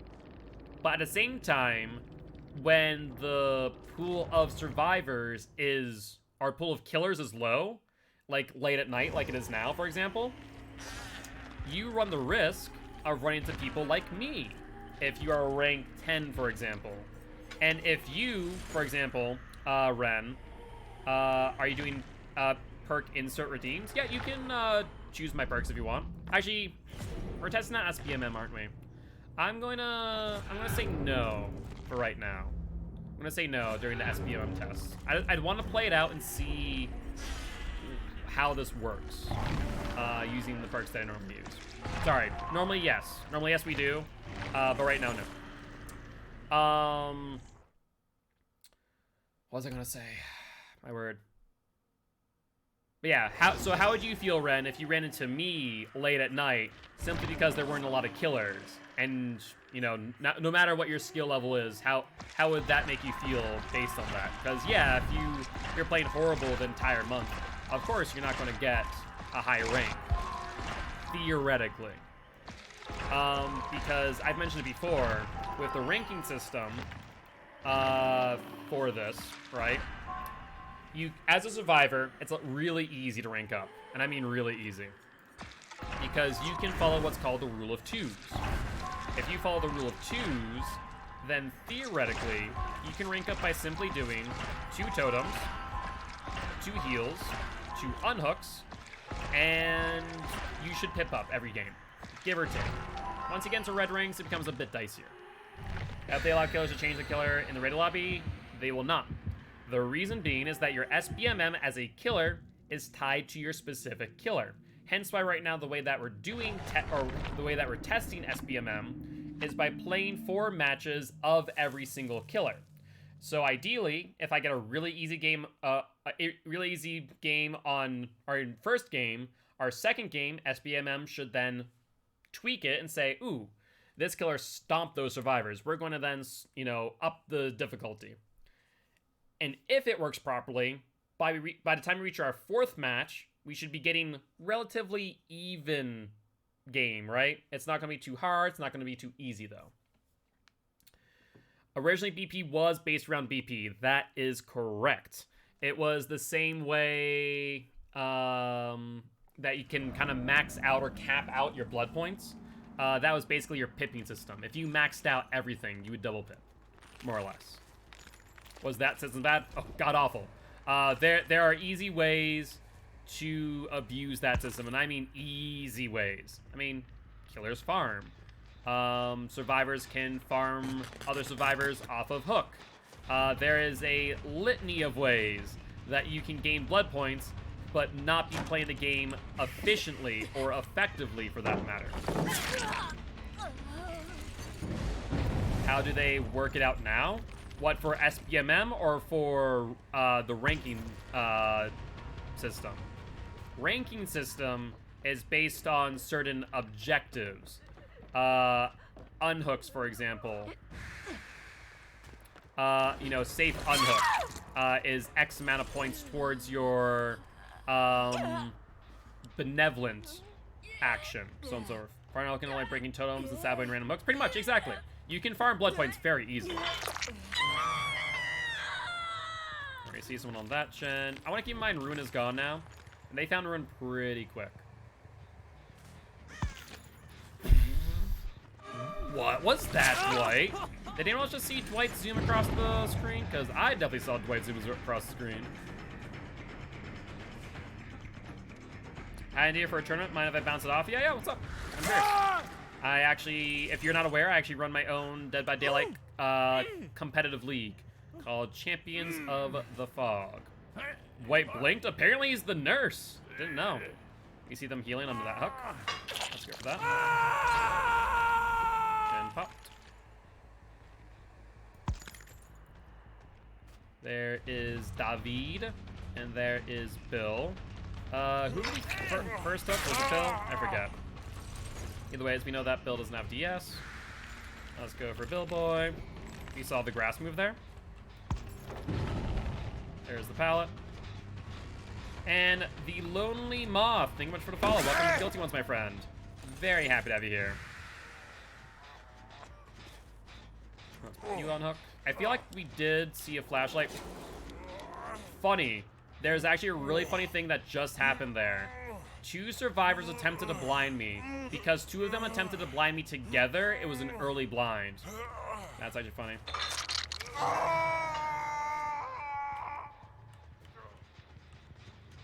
I see a Yoon. Let's pop this. Let's then break this, as it's a really strong pallet. Each Derek states where who stays far loses a point, and kill gains a point. Kill counts as additional point, and so does an escape. That, unfortunately, as much as I would like to say is a good system, is not. The reason being is, so I play competitive Dead by Daylight. I think you're aware, but maybe you're not. And the reason why that wouldn't work, because all of that is going to be is hooks versus, or escapes versus kills. That's all you're measuring. And there are very easy ways to abuse that type of system. Whether it be camping the first survivor that you get. Whether it be, whether it be,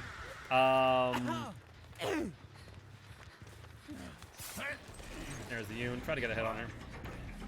You know, camping hooks, tunneling out, stuff like that. I always see everyone talking about how easy Spirit is. Do well if you get 4Ks, and I play her, and yet I do quite well, and a lot of concentration when say it's easy. I think when people say it's easy, they're really saying that it's easier than other killers, if that makes sense, which I would agree. I would say that any average Spirit player should end up getting a 4K the majority of the time. Any, you know, very good Spirit player, however, is going to get a 4K every single time. Let's pop before we do forget. Or David. David here. Going for the pickup thing. Or Yoon. There you are. I know you didn't go far away. You want to get that flashlight, save you, cheeky little bugger. What you gonna do now, though? You gonna leave this poor David all by his lonesome, Yoon? You gonna let him die? I think you are, actually. Thank God. because I want this hook. I'm not around the comp scene, but don't camping hooks mean you'll end up with 2K? Not always. Because keep in mind this, right? So each generator is 80 seconds. Each hook state, however, is roughly 60 seconds. So if you get your first down, let's say for the first 30 seconds, and you have Ruin, and someone, of course, is going to attempt to go for the unhook at some point. That means that multiple people are off of gens. So by the end of the first hook state, one gen should be 3/4 of the way through. At least. Keywords, of course. At least is the real word there. By the end of both hook states, you should at least have 2 gens. But when you lose a survivor, it means that there are less people working on gens. And it means that your next chase is very important. Much like this one. White is now dead. Do you understand what that means now for these survivors? Whenever I now am in chase, it means that there's only 2 survivors on gen. But if you extrapolate that even further and look at the idea of what happens when I then hook someone, let's say Bill here. Bill, if I hook him, and I think he's on death hook, so it doesn't actually matter. Let's say Bill goes on hook, and now a Yoon Jin has to go get him off a hook. Otherwise, he dies in 60 seconds. Let's say that's the case. Now, what's going to happen, though, is that when Yoon Jin goes off the gen to go get Bill, that means that David could potentially be in chase. Like right now. Great example. So David's in chase while Bill's on hook. And Yoon Jin will then have to go for the unhook, which means she's no longer on gens. So, what does this mean? It means that there's no gen progress. And as long as I keep my chases short, like I am now, it means that no one is going to be on gens, period. So getting your first survivor out of the game early is a very, very, and I mean very, strong play for obvious reasons. Because now Yoon Jin goes for the unhook. Let's see if Bill has DS. If he doesn't, we now get Bill out of the game. Exactly. That's the whole thing about survivors. Playing Survivor is a interesting little game of resource management more than anything.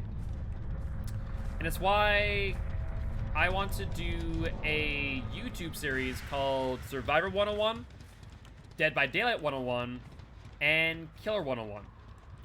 Because a lot of survivors don't understand that fact that their health states and hook states should be used as bargaining chips to ensure the safety of their teammates. Because if they do not use it in that way and simply hoard their own resources, then what ends up happening is exactly what we're seeing. Yoon Jin, for example, currently has 2 hook states and 1 health state to give. Technically 2 health states, realistically speaking. Good job, David.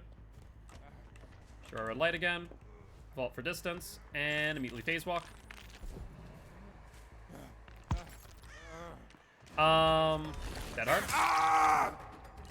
Need a rule about camping and tunneling, but to killers, these are tools to use. Correct.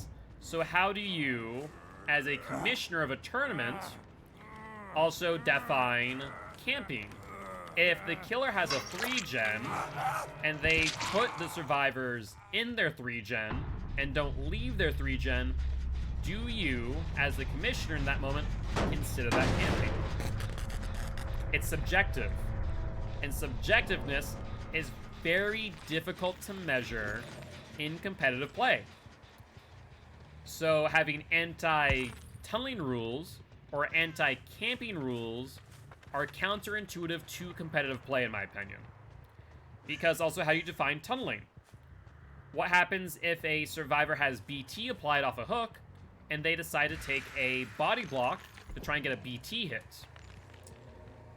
If that happens, is that considered tunneling by the killer if they can out BT and down them? And let's say by some means that survivor does not have DS. and they then hook that survivor. Is that considered tunneling too, or should they just leave the survivor on ground for making a fatal mistake and assuming that the killer is going to eat BT? That's another question.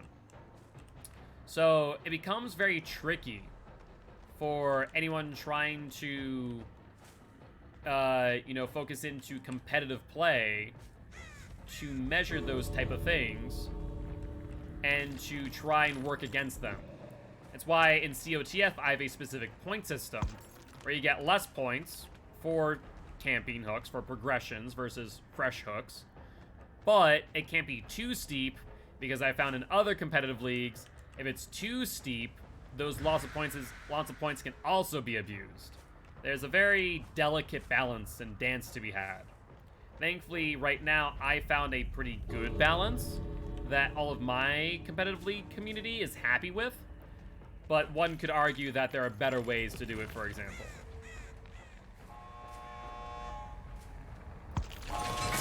She gets hit, and block it off, she has to go around. No dice.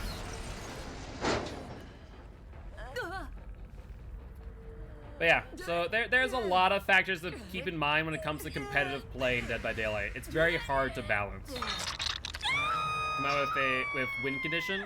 Well, so win condition to me is this.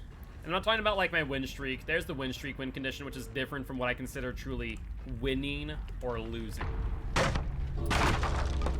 A win condition is thinking about the objectives of both sides. What is the objective of the killer, and what's the objective of the survivors? They're two very different things, of course. But GG, well played to these survivors.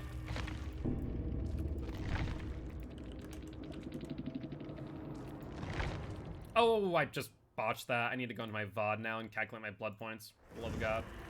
I'm a bit of an idiot. Just a wee bit. Let's go to the very end. Right, killed the Yunjin. And right here, you should see the totals. Ooh, Jesus Christ, I went through pretty quickly because I was talking. Whoopsie.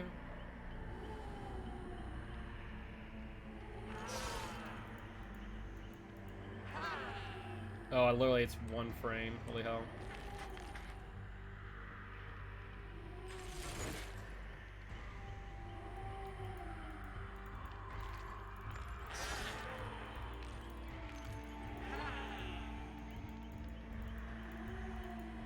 Oh, Christ, I got it. It was 8,000, 8,000, 73138 8,000, I think. But I want to make sure, because this is a challenge, I want to make sure I'm accurate.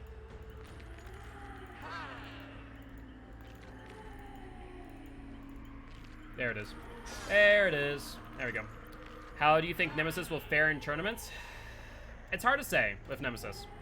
And the reason being is that I feel that he is very good at anti-loop.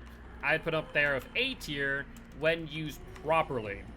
The problem, however, is when you then look at how competitive play at high level is. Against your average player, Nemesis plays very, very well. He's very strong because they don't know how to play against him. They drop pallets, they vault, and it gives him free value. However, at high level play, they take all these things into consideration. And so very often, they're not going to play the way you expect them to. Obviously, you can't always dodge a, M2 from Nemesis. The speed boost on initial hit hurts. It's not as big of a deal as people make it out to be if you play around it. The way in which you play around it is that you only go for an M2 hit when you know for a fact that you're not going to be able to get an M1 hit. If you can get an M1 hit, go for it. If you can get an M2 hit when they're, on the other side of a vault, for example, where you can't get an M1 hit, then get the value. Once you get to tier 2 on Nemesis, you're in a really good spot, actually. Like a very, very strong spot. Because you can theoretically, punish anytime a survivor drops a pallet, for all intent and purpose. Because instead of going for the hit over the pallet, instead what you do is you focus in on ensuring that you hit the corner of the pallet. Shredding it means that they lose distance against you. So there are some really good ways to use Nemesis at high level, but it's yet to be seen what it looks like in a competitive setting. Yeah, what's up, Ocean? How goes it, my friend? How you doing? Hopefully you're doing well. All right. Well, with that being said, let's jump into our third match of the Spirit during our SBMM test. So far, I've not been impressed by these survivors, I'll be real.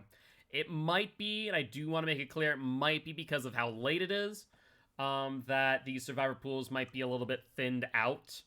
Or rather, the killer pool is thinned out, and so the survivors that we're getting are lower rank, or lower SBMM, than what should be paired up with me, which is a possibility. So we do need to take that into consideration. Because that would happen normally late at night with ranking-based matchmaking. So yeah. How's your day going, Ocean? Have you been playing during the SBMM test? What are your current thoughts on day 2? So far, it hasn't been bad for me, though I'm surprised that I'm getting such low SBMM survivors on my Spirit. Then again, I don't play Spirit often, so that could be a major factor. Imagine the Trickster changes boost his spot and usability. Yes, he is much more usable, but at a high level play, competitive play, not so much. I have not, so I can't put my input. Gotcha. No worries. Yeah, Trickster at high level is not great. Because all you need to theoretically do to play around Trickster is use tight loops. The upside we're getting Hellraiser, though. Yeah, it seems pretty much locked in. Like I said, I don't mind it. I don't want to pass judgment until I see what the killer brings to the table.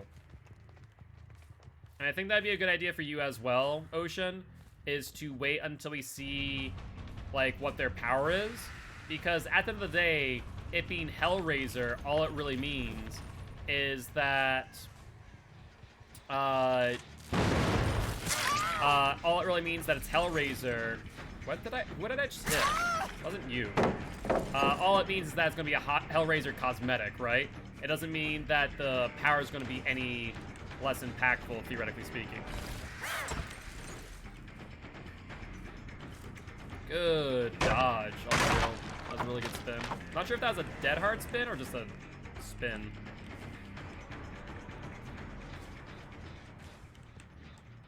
I completely just lost her there. They slow vaulted? No, they didn't. They made me think they did. We should be fine now, though. Yeah, this Nia seems to know how to spin. You guys hate the franchise? That's fair. I can respect that. Like I said, though, give it a chance before you make some judgments, right?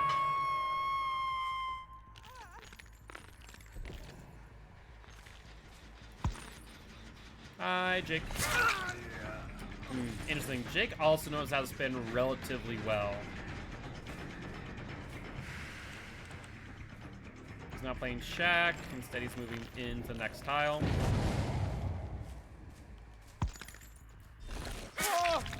Yeah, they both know how to spin. Like, they're on a dime. Holy hell. Yeah, exactly. I'm whenever there's a new killer, most of what I'm interested in is not necessarily even the power. If it's a good killer, I'm happy. But like Trickster, I didn't mind as much. With Trickster, I kind of looked at it as okay, what is his perks? And I can say happily that Eruption, for example, is a decent perk. Hysteria and everything else, not as much, but still.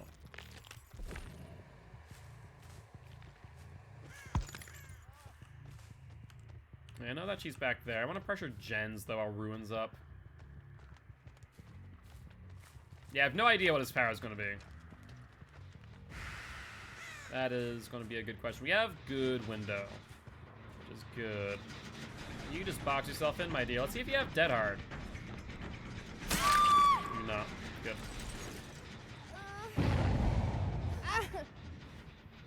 So, Nia showed some promise at the beginning, and so has Jake. I don't know about Tap or the other Nia, though. We haven't really been in a true chase with either one. We see him over here on that gen that they were on earlier. Let's make our way over during the phase walk. There's Nia, which means Tap's the one who went for you, Jakey boy. Now, I'll say I do think Jake is attempting to go for the unhook. You drop the pallet? Go for it.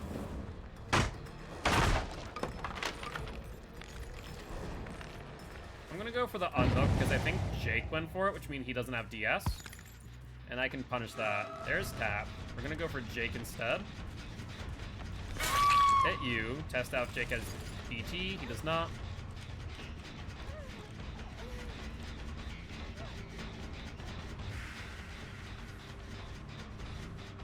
Jake is still nearby. There he is. I want to try and fake out the phase walk, but I don't think that's necessary right now. Tap is out the window. Okay, Tap doesn't seem to have a good head on his shoulders, I'll be real. Because now all we do is we pick up Nia and test out DS. But you have to remember something, right? It's not iconic to you, Ocean. Doesn't mean it's not iconic to other people. Like, old school horror buffs are gonna be very happy if they play Dead by Daylight, which, with a lot of the horror franchises that are in it, they probably are.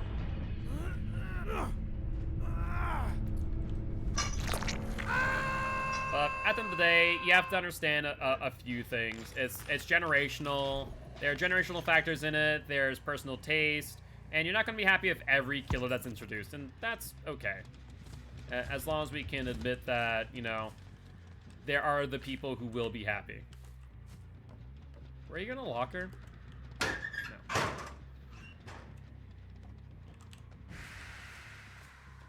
I see scratch marks. Going for what, though? Going for basement? We can play that again very easily. And it's Jake, which it is. We know that he doesn't have BT. Too bad Tap wanted a suicide anyways. It's a bit of a moot point. Head on! You had head on this entire time, Jakey boy. Very nice. I think Nia gave up. Pinhead Larry from SpongeBob. I mean, that's fine. At the end of the day, that might be something, might be that they were exposed to that and not Hellraiser. You can't really speak on the popularity from 5 people. As someone who knows statistics, you can't base popularity of something off of that small of a sample size. You know, you'd have to ask upwards of thousands to tens of thousands of people to be able to see how popular Hellraiser is. And then you need to take into consideration, you know, the age group that you're asking, stuff like that. Like that, there is a lot of factors to weigh in before saying, well, people don't know who Pinhead is or Hellraiser. There's a whole lot of statistical factors to keep in mind, and more likely not, behavior already pulled that data and did A and B testing. And basically ran that data and said, oh, okay, this generational group knows knows what Hellraiser is and knows who Pinhead is. Enough so that they wanted to do a collaboration. But GG, well played to these survivors. Yeah, that was not a good example of SBMM, I'll be real. That was not a good example of it at all. That was a really poor showing. Unfortunate, but oh well. 5,000, 4 stacks, and a survivor pudding was used. And we're looking at 53,000 blood points that match. So we have one more match in us for yeah, one more match. All right. Oh, I got a top 20 world record nurse game today. Hey, that's awesome. Congratulations. That is pretty cool. I think I have... Right now, I think I have the second fastest Nemesis game in the world on speedrun.com. Yeah, that sounds about right. It was against another TTV, in fact, actually. They go by Swarm. Yeah, but it's going to ruin the iconic horror aspect. At least everyone knows Myers or Leatherface.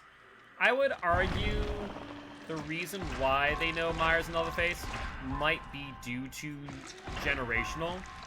Like, think about horror as a concept and how it's grown over the last, let's say, 20 years. Whereas Myers, Leatherface, you know, they are much more iconic, I'll agree. And they're much more, how should I say, recognizable of the current generation. Was supposed to be... Yeah, that's fair. That's fair. Like, that's a fair thing to say, that there will be those who know what Hellraiser is and who Pinhead is, and there will be those who don't. There'll be those who know what Saw is and those who won't. And that's okay. I am more concerned about... What has happened? Session closed. Unexpected situation. Nice. I am less concerned of, like... I'm less concerned about what franchise the killer comes from, and more concerned with the viability of the killer and its perks. Well, exactly. That's exactly it. Hellraiser is old. Because Hellraiser is old, less people know what Hellraiser is. And so it's going to be, people are going to go, I have no idea what Hellraiser is, and move on. They'll see the killer, and they're either going to like the killer, or they're not. It's going to be kind of that. My concern is not about how iconic the killer is.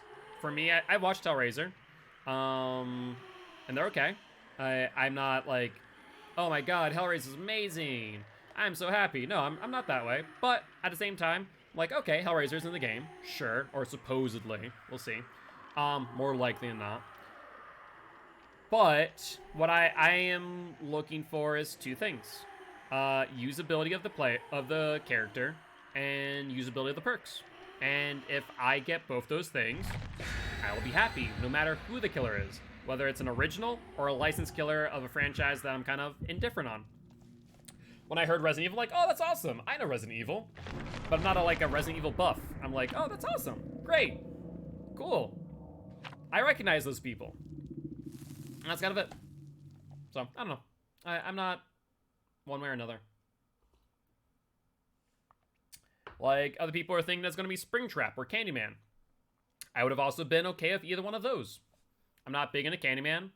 I've watched enough FNAF, but I'm not like, oh my god, it's going to be Springtrap, so excited. No, I'm kind of indifferent. I just care about how it's played. And how viable it is. John Carpenter making a movie that's still amazing to this day. What, Candyman? Or what are you referring to? Because The Thing? Oh, The Thing. Thank you. Sorry, I don't know names of people unless I've used it a lot. Yeah, after this patch, I'm not going to play. I'll manage a team, and that'll be it. I mean, that's fair. Are you just like, are you burnt out of the game, or what's the reasoning notion? Because I don't imagine the main reason is because they're introducing Pinhead. And that's the only reason that would be, in my opinion, keywords, in my opinion, a little bit silly. But if you're burnt out, I can understand. I know that, like, PGS dissolved because of burnout. Still no word on boon totems.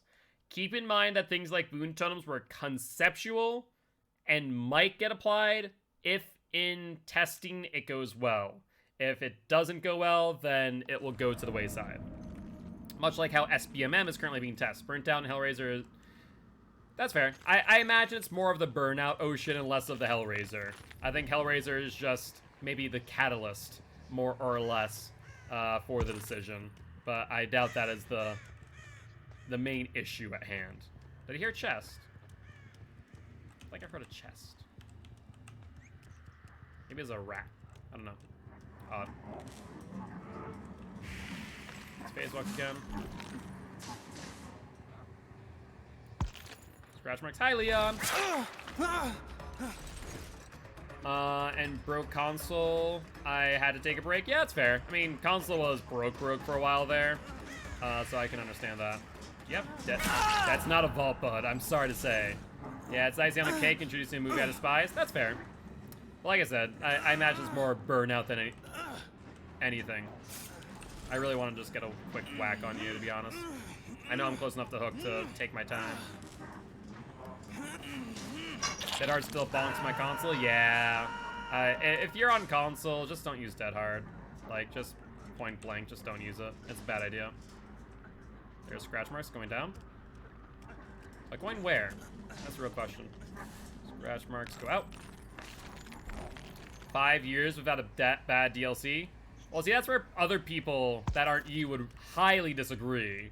There are many people out there who, you know, have hated many of DLCs out there. Let's be real. There are some that have been adamant about how horrible DLC is and it's going to ruin DVD, yada, yada, yada. But, like I said, everyone has the right to their own opinion. And much like that, you know, people are going to disagree with that opinion. That's okay. People like what they like and don't like what they don't like. That's a-okay. Yep, Dead Hard, you greeted that palette. I'm not sure about that. Lithe gamers rise up. Lithe is a really good perk in my opinion. I like Lithe a lot. It's usually my go-to exhaustion perk. That's not true. There is more than just Trickster. There's been many of controversial additions made to the game over the years. Sometimes it's content-based, like the killer itself or the survivors, and sometimes it's more based around perks and gameplay. Yeah, Legion was hated. Freddy was hated for many reasons. Legion and Freddy are like the two big ones that come to mind. That is correct. That is very much true. He goes for the vault. That's fine by me.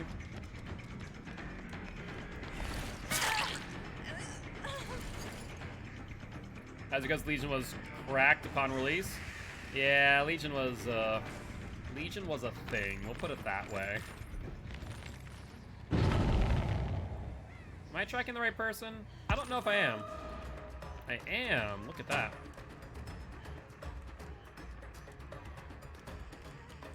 We're going to this corner. We are. And we'll have our power up. Legion's an OG. That's fair. But either ways, I think the whole conversation's kind of going around in a circle.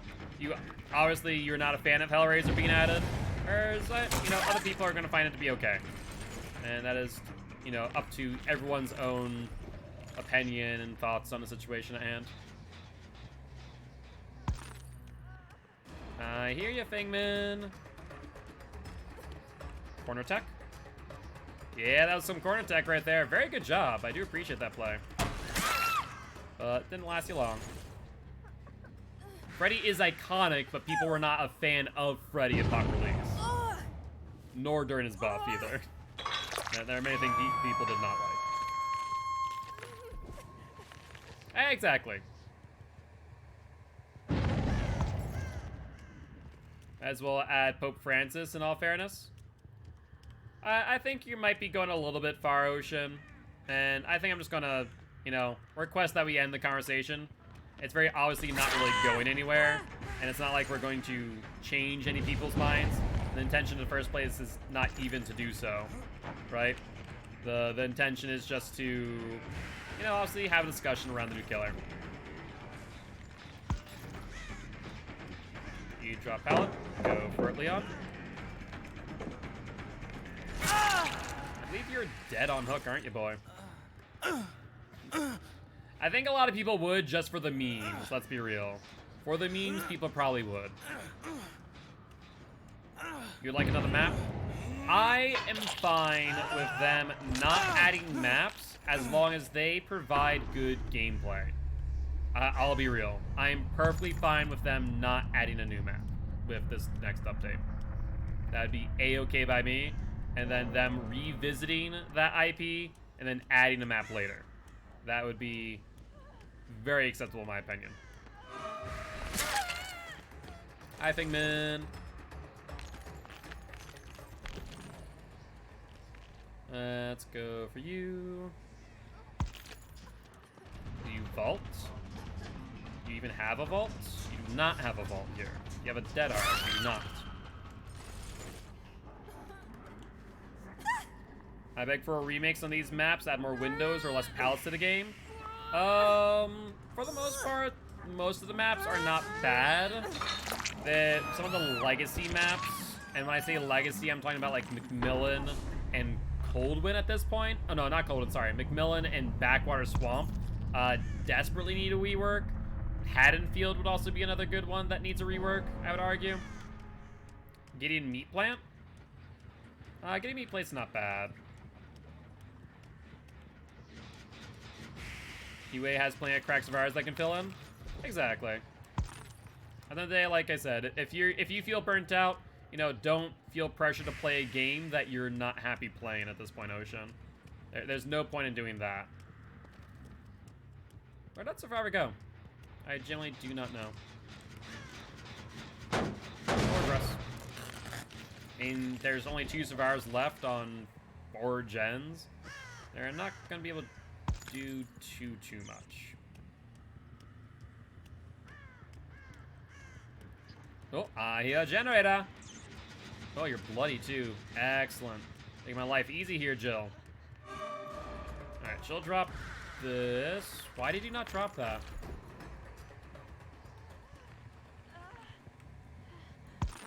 Yeah, I'm so confused by that play. I swear I'll DC if I face Pinhead. I mean, hey, I've heard plenty of people say the same thing about many different killers. So, wouldn't it be the first time someone's done that? Are you suicide, Joe? You do not see Cheryl at all. Pain. Well, let's go to this gen over here and pop it. She's suiciding. That's a wee bit unfortunate, I won't lie. I like my 3rd barbecue stack. But if she's suiciding, I guess it's a good example of how SBMM is just not working for me right now. Like, I don't know what it is, if I just haven't played a lot of matches of Spirit lately. And thus, because of that, our matches have been really bad, or what?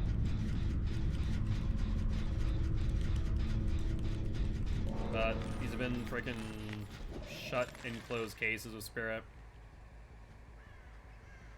Let's switch around for Hatch. So if I nothing, and if they do happen to release a survivor with it, I'll do everything in my power to sandbag them. I do not believe they are going to. To my knowledge, they're releasing Pinhead as standalone, or at least the next killer as standalone, and then a survivor standalone as an OG.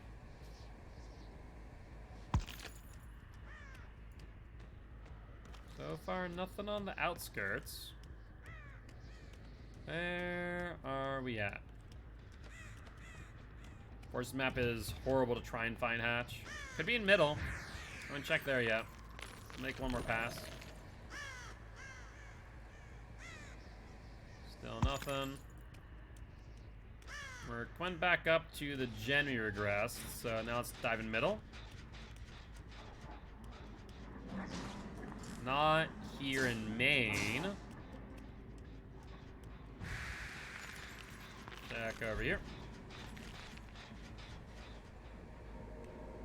We found it. And so did Cheryl. GG, well played to the survivors.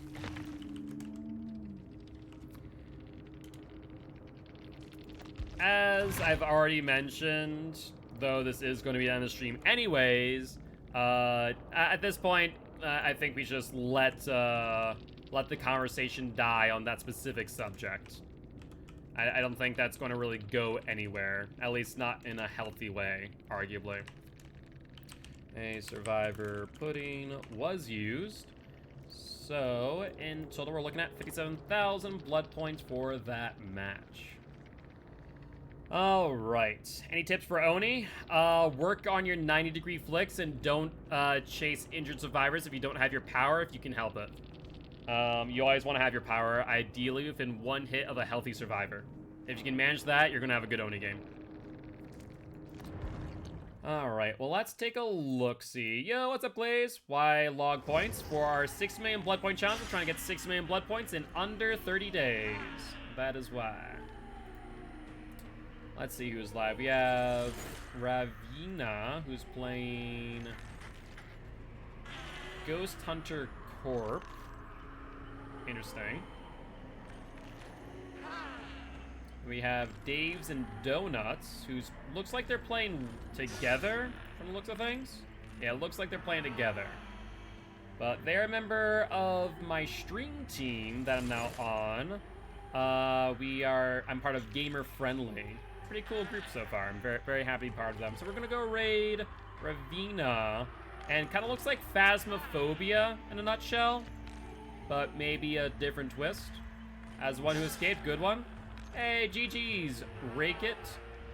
Rake tick. GG's, my friend, GG's. I appreciate ya. Alright, though, with that being said, we are going to end the stream here. As always, if you did enjoy it, please make sure to hit that follow button. If you haven't already, though, check out our Extra Life campaign where we're trying to help heal kids at Sanford Children's Hospital here in Fargo, North Dakota. On that note, guys, I'll see y'all tomorrow at 9 p.m. CST. Bye-bye!